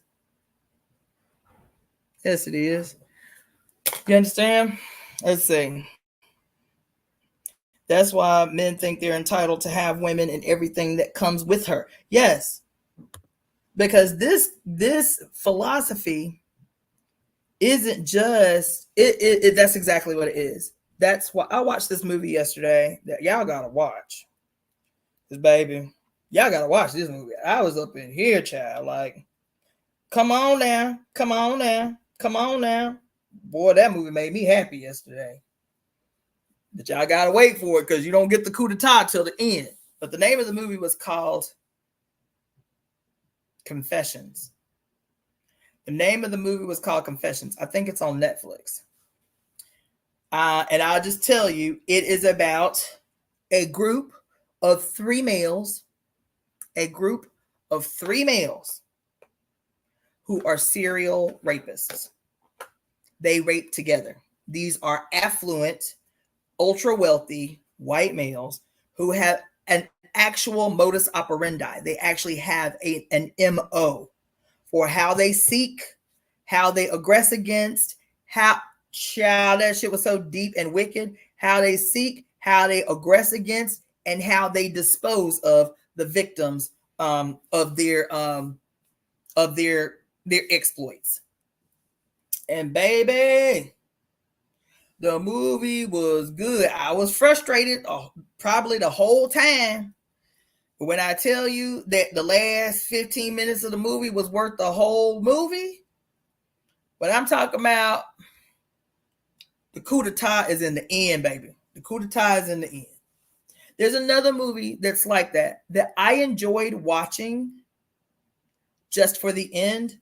And I've made a disclaimer about this movie before. It's a South African made movie called I Am All Girls. That's the name of it.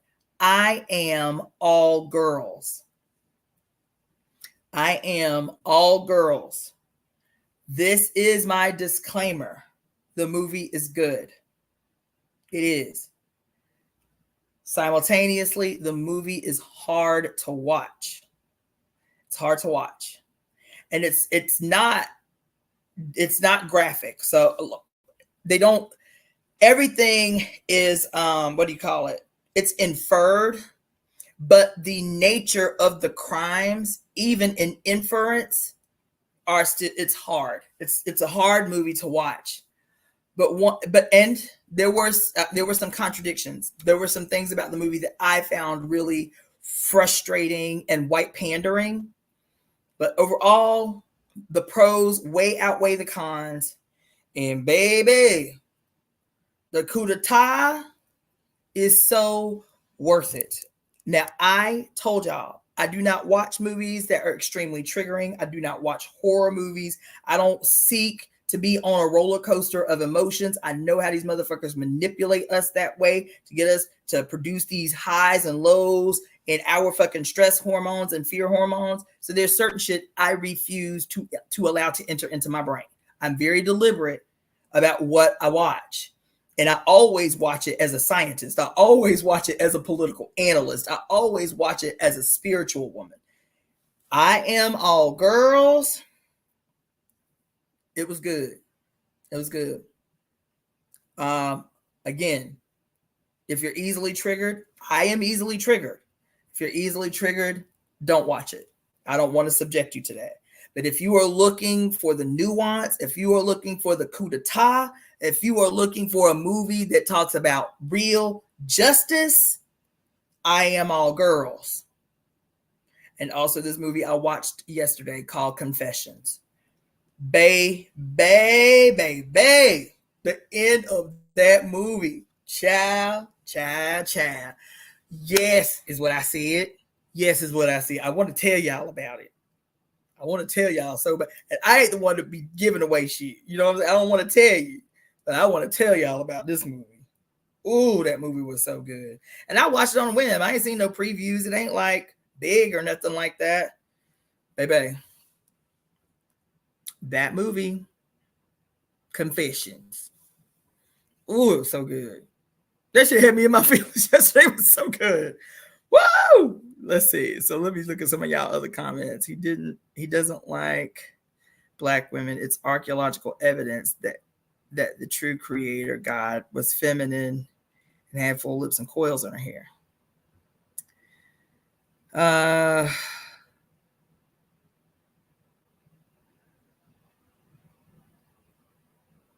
Yes. I'm a survivor of DV and had several relationships where I was assaulted numerous times. True, 56 years here and ain't seen it. Okay. Y'all can sit out here and think y'all got allies and males if you want to. If males don't have a process where they are compliant to female direction, they ain't real feminists. You hear me? They're not real feminist. If they don't have a process, an organization, a council that holds them accountable in their day-to-day life, in their behavior, they are not, there's no way for them to be true feminists because they can't come to the right conclusions on their own. Let's see.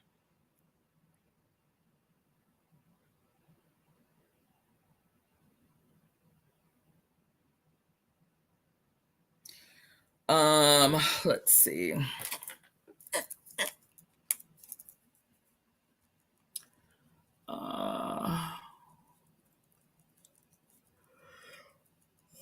I would encourage y'all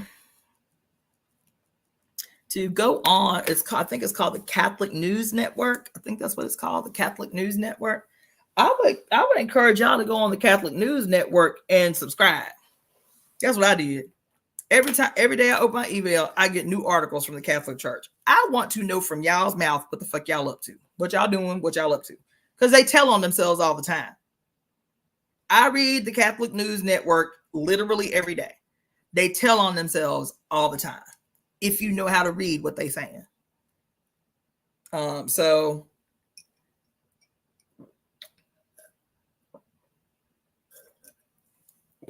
let me read a few more of these comments and then I'm gonna get off here. Nuclear family is highly overrated. Time and energy is your economics.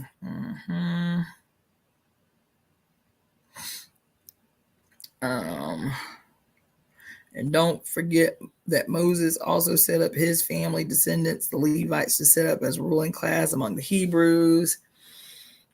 Politics and religion are a symbolic relationship. Politicians always talk about their faith, and you have souls at the polls during elections. Yup. Nothing godly about diabolical construct.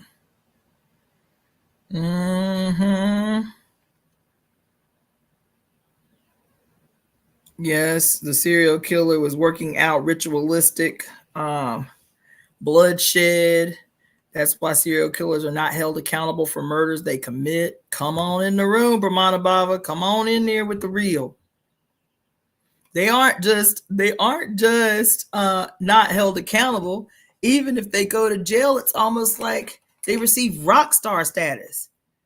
They get fan clubs. What about this dude in Florida that all these TikToks going around about how women, Nate something, with the tattoos all over his face. They talking about how fine he was when he went to court and that type of shit. You know what I'm saying? It is because these white guys are demonstrating the power of God. That's what they're doing when they kill others. They're demonstrating the power of God. That's a misconception. Brain plasticity actually improves as we age. Greetings, Samara. Thank you, Samara, for the comment. Tax is a cute word for take.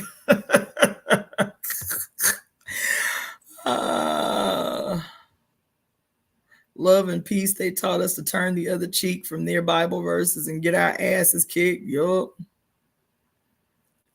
I don't follow no man worshiping book. Come on. I love your channel so much. Really would love to interview you. You know what, Ayan, I haven't seen you in a long time, but I'll be playing games. But email me at releaseheartcenter@gmail.com. I've been asked to do several interviews over the last couple of months. I'd love for you to interview me on your show. So just email me at releaseheartcenter@gmail.com and let's work out the details. The Bible is a book of spells. I tell everyone about your page. That's what's up. I love that. Thank you so much.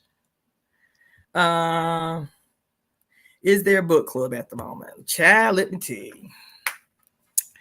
I was just thinking about this yesterday because I haven't done the book club in a couple of months. Now, you know what? This is some honest disclosure. Because I am still human, okay? Even as awesome as I am still human with human emotions and all of that shit. And I was doing the book club and I had an experience. As a matter of fact, the last time I did the book club, I think was in February. So it's been several months. And I had an experience that kind of put me off for a while. I was like, you know what? There's a lot of preparation. There's a lot of work that goes into me hosting the book club. I don't know why people don't understand that, but there is a lot of work. I ask people who have participated. I have an outline.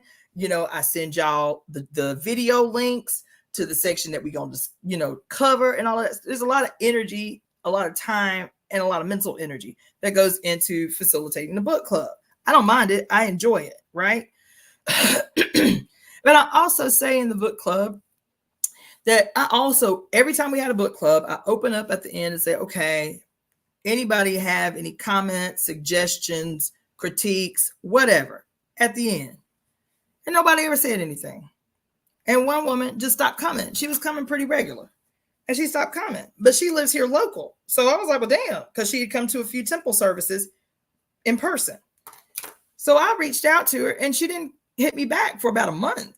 And then she hit me back telling me how she stopped coming to the book club because it didn't sit right in her spirit. I was like, well, can you be more specific?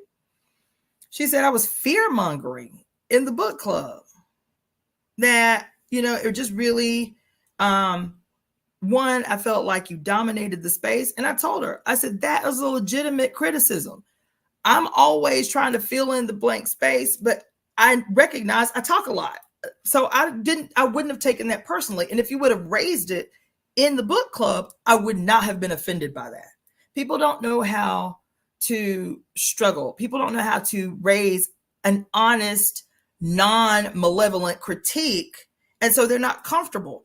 And so she, instead of participate, because this is the process that we're growing, the book club, the temple. This is not for entertainment purposes. I keep telling y'all that. This is how we work out our complications as women among ourselves so that when we step out into the world, we can demonstrate how we can change the world, not just in some big broad way, but even the complications among women created by patriarchy and our conditioning among human beings, women and other human beings. This is how we work shit out. This is how we undo and deconstruct. So I said, sis, that was a legitimate criticism. I would not have been offended if you would have raised it in the book club session, because other people might have been feeling the same way and too might not have been comfortable or had the confidence to say, sis, like, can we talk more? Like, can you say less and we talk more? You feel me? Listen, I'm telling you, I'd have been okay with that. But the fact that she would rather completely ghost, like a dude or some shit, completely ghost, not explain why she left. And then the other thing she said was, one, I talk too much in the book club. She didn't say it like that, but that's essentially what it was. I talk too much.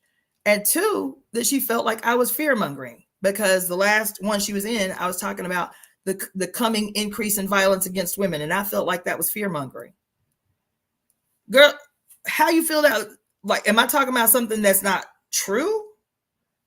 How do you feel like there's not a coming increase in the violence against women, and how to witness and recognize it so we can get in front of it and change that course when they just dismantled Roe versus Wade and have already started arresting women and filing criminal charges against women for seeking abortions outside their state?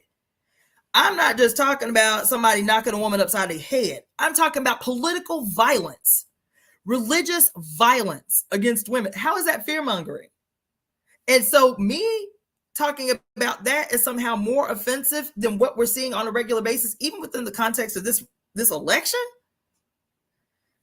And so I'll be honest, I was in my feelings. I was in a way. It was like, and then I never heard from her again. We had this discourse. I said, sis, this was something you could have raised inside the group, and everybody could have benefited from the dialogue. Everybody could have benefited from the discourse, that we can disagree and it never be antagonistic, that we can disagree and it not be vicious or malevolent, that we can disagree and actually evolve and grow from the disagreement. Once the disagreement is put out and people be like, oh yeah, I've been feeling the same way, but I ain't know how to say it. You feel increasing women's confidence to disagree with one another and still be based in love and, a unity of will. This could have been a teaching moment. This could have been a learning moment. You feel me? So I was in my feelings. I was really, and I didn't want to admit that. And I didn't want to say that. I said, okay, maybe I just need some time. The book club had been taking up a lot of headspace for me. Maybe I need to pivot. Maybe I need to organize a different way. But no, that's what it was. It was this interaction with this woman and how unfortunate it was and demoralizing it was. It was demoralizing is what it was. Because this is the simple work that we're doing. This is the easy work that we are doing. This is it. This is easy. This is as easy as it's going to get for now. This is the easiest it's going to get for now. Is how can we change the way that we communicate with one another? How can we, what the brothers say? The brothers will be hype, debating, never fight. They call it iron sharpening iron. It'll get heated. Nah, comrade, but you know, it's like Lenin said this, and Mark said that. You wrong, man. You dead wrong. They'll get hyped. And it'll be all love. These brothers will hug it out, pound it out at the end. And you would have swear they was, by the way their energy was, they was about to go to blows. They was about to pull out swords and shit. But we can't do that. We cannot raise legitimate criticisms, critiques, differences of opinion without it being the basis behind something like, well, fuck that bitch. I ain't never coming back on her shit. That shit was wild to me. I'll be honest. That shit was, I was like, I don't know. I don't know. And so I guess that was a long way to attempt to answer your question, which is about the book club. Just yesterday, I was like, okay, yes, I'm going to reinitiate the book club. It's going to be next Wednesday, 7 p.m. Pacific Standard Time.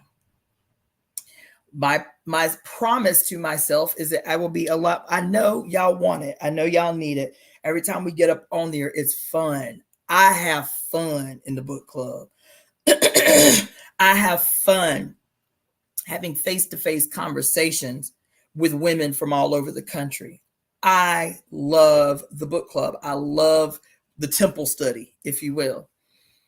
So next Wednesday at 7 p.m. Pacific Standard Time. What I'm not going to do is what I have done in the past, where we get so hyped. We so excited to see each other. We so excited to work out ideas in the book and stuff like that. I'm not going to be on there no 4 hours no more. We're not doing that. We're not doing no 4 and 6 hour calls. I know it's fun. I know we need it. I do. I know we need the space. I know we need the time. I know we need the ability to come together. But it's going to be 2 hours. I'm going to start setting a timer for the book club. I cannot do it. I can't do it. I'm not going to do it. I'm not going to invest that kind of time like that. I'm just not. You know what I'm saying? So I will next Wednesday. Y'all will start getting emails from me. So email, if you're interested in the book club and you're not yet on my email list, email me at releaseheartcenter@gmail.com. Releaseheartcenter@gmail.com. Let me put that back across the bottom. Releaseheartcenter@gmail.com. I'm going to start sending out emails this week. It will be next Wednesday night at 7 p.m. Pacific Standard Time. It'll be 2 hours sharp. 2 hours sharp. And I want y'all to hold me to that. I know y'all enjoy the book club. Do not let me go on. Do not let it go on. 2 hours sharp. Every second and fourth Wednesday, we are going to do the temple study / book club. Okay. That's all I got to say about that. I've been saying that every second and fourth Wednesday will be the book club. Every first and third Saturday will be the temple service. So that's what we're going to stick to. So this Saturday will be a temple service. That'll be at 9 a.m. Pacific Standard Time. Every second and fourth Wednesday, 7 p.m. Pacific Standard Time will be the book club / temple study. Let me read a few more of these comments, and then I'm going to be up out of here. I always assume males want something in return. Oh, God. Somebody said tablet, cell phones, inmate have smooth road. Who starred in the movie? There was nobody famous. There was nobody famous in the movie Confession. There was nobody famous. I think it's called Confessions. I'll check. I think it's called Confessions. It's new, but there's no big name actor in it. It was good though.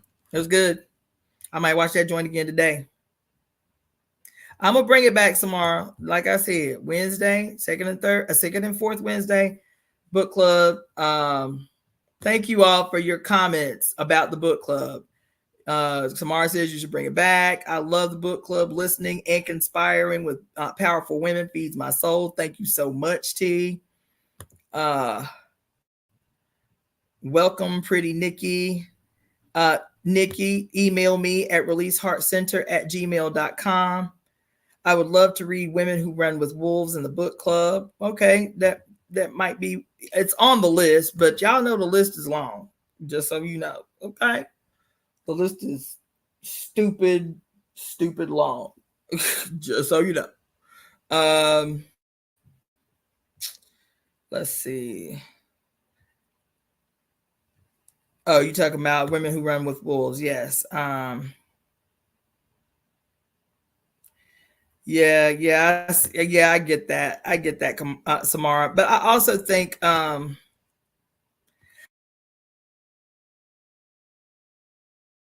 society where women have been perpetually muted, their opinions reduced in their value, that women don't know how to disagree and still have how to disagree and still have unity, how to disagree and still have the same vision, how to disagree and still have full outright love for other sisters, for other women.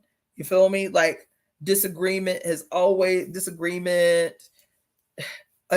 been antagonistic for women because of how our voices have been suppressed everywhere else. So when we come into space with women, we feel like, or we just shut down completely. We either go hard and go all in the most aggressive way, or we shut down completely. So I recognize where it comes from, and it's not a slight at the sister. It's just unfortunate because I know it's something that it's not the last time it will happen. I don't know how to get in front of that. I don't know how to create a space any more safe where I tell women right out the gate, this is a safe place. I'm not here to judge you. I'm not here to condemn you. I'm not chastise you. We are here in this space because we have a mission to fulfill. We have a future to create. These are the stepping stones in doing that. This is the foundation. This is the foundation laying process.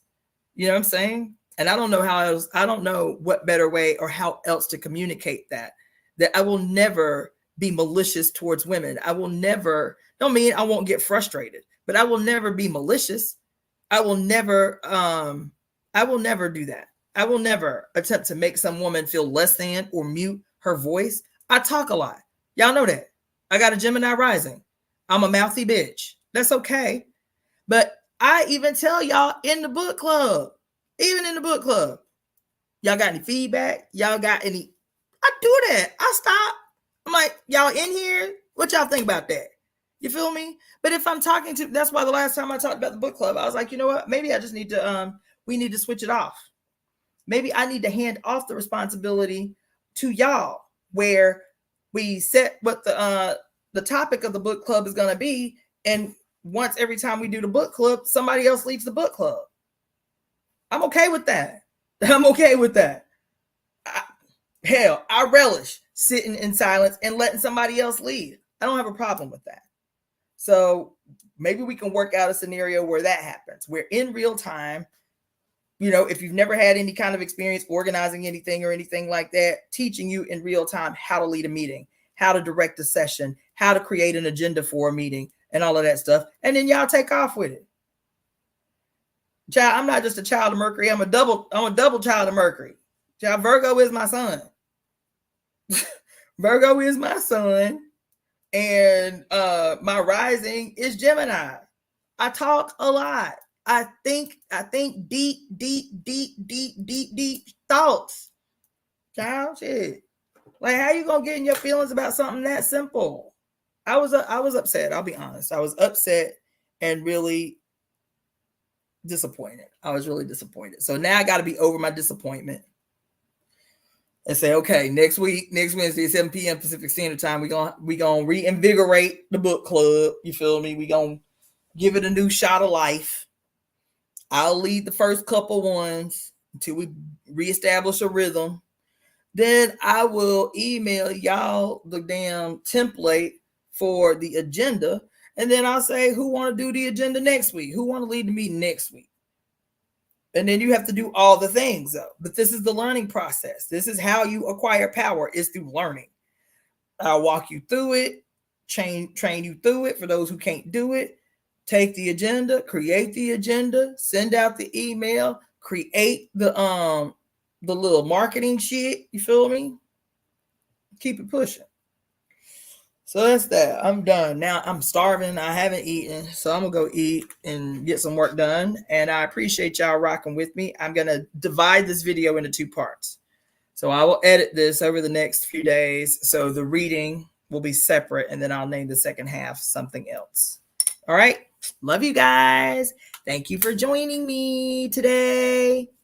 Hope you are well. Oh, let me show y'all something. One more thing. So let me do a shameless plug for my jewelry. Okay, for my jewelry, which I do.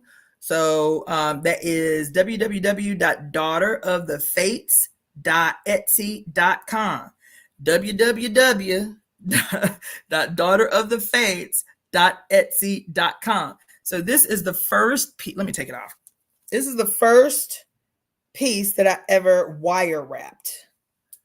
I'll show it to you. I didn't worn it to death, but this is the first piece I ever wire wrapped. And it was a basic like basket weave wrap. And of course the crystal quartz I dug out of the earth myself. So this was my first basket weave wire wrap of a crystal quartz I dug out of the earth myself, right? So go to my Etsy page, daughterofthefates.etsy.com. Get yourself a uniquely inspired piece. If you don't see it on my website, you can always petition me for a customized piece. If you can dream it up, I can make it. Okay? You don't have to just order what's on the site. You can actually order customized pieces. Okay? So www.daughterofthefates.etsy.com.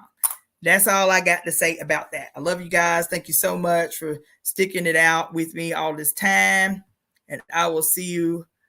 Since I went off on a tangent for an hour and a half, I probably am not going to do another live today. I may change my mind. If I do, y'all will get the notification. Y'all will see the notification. All right. Peace.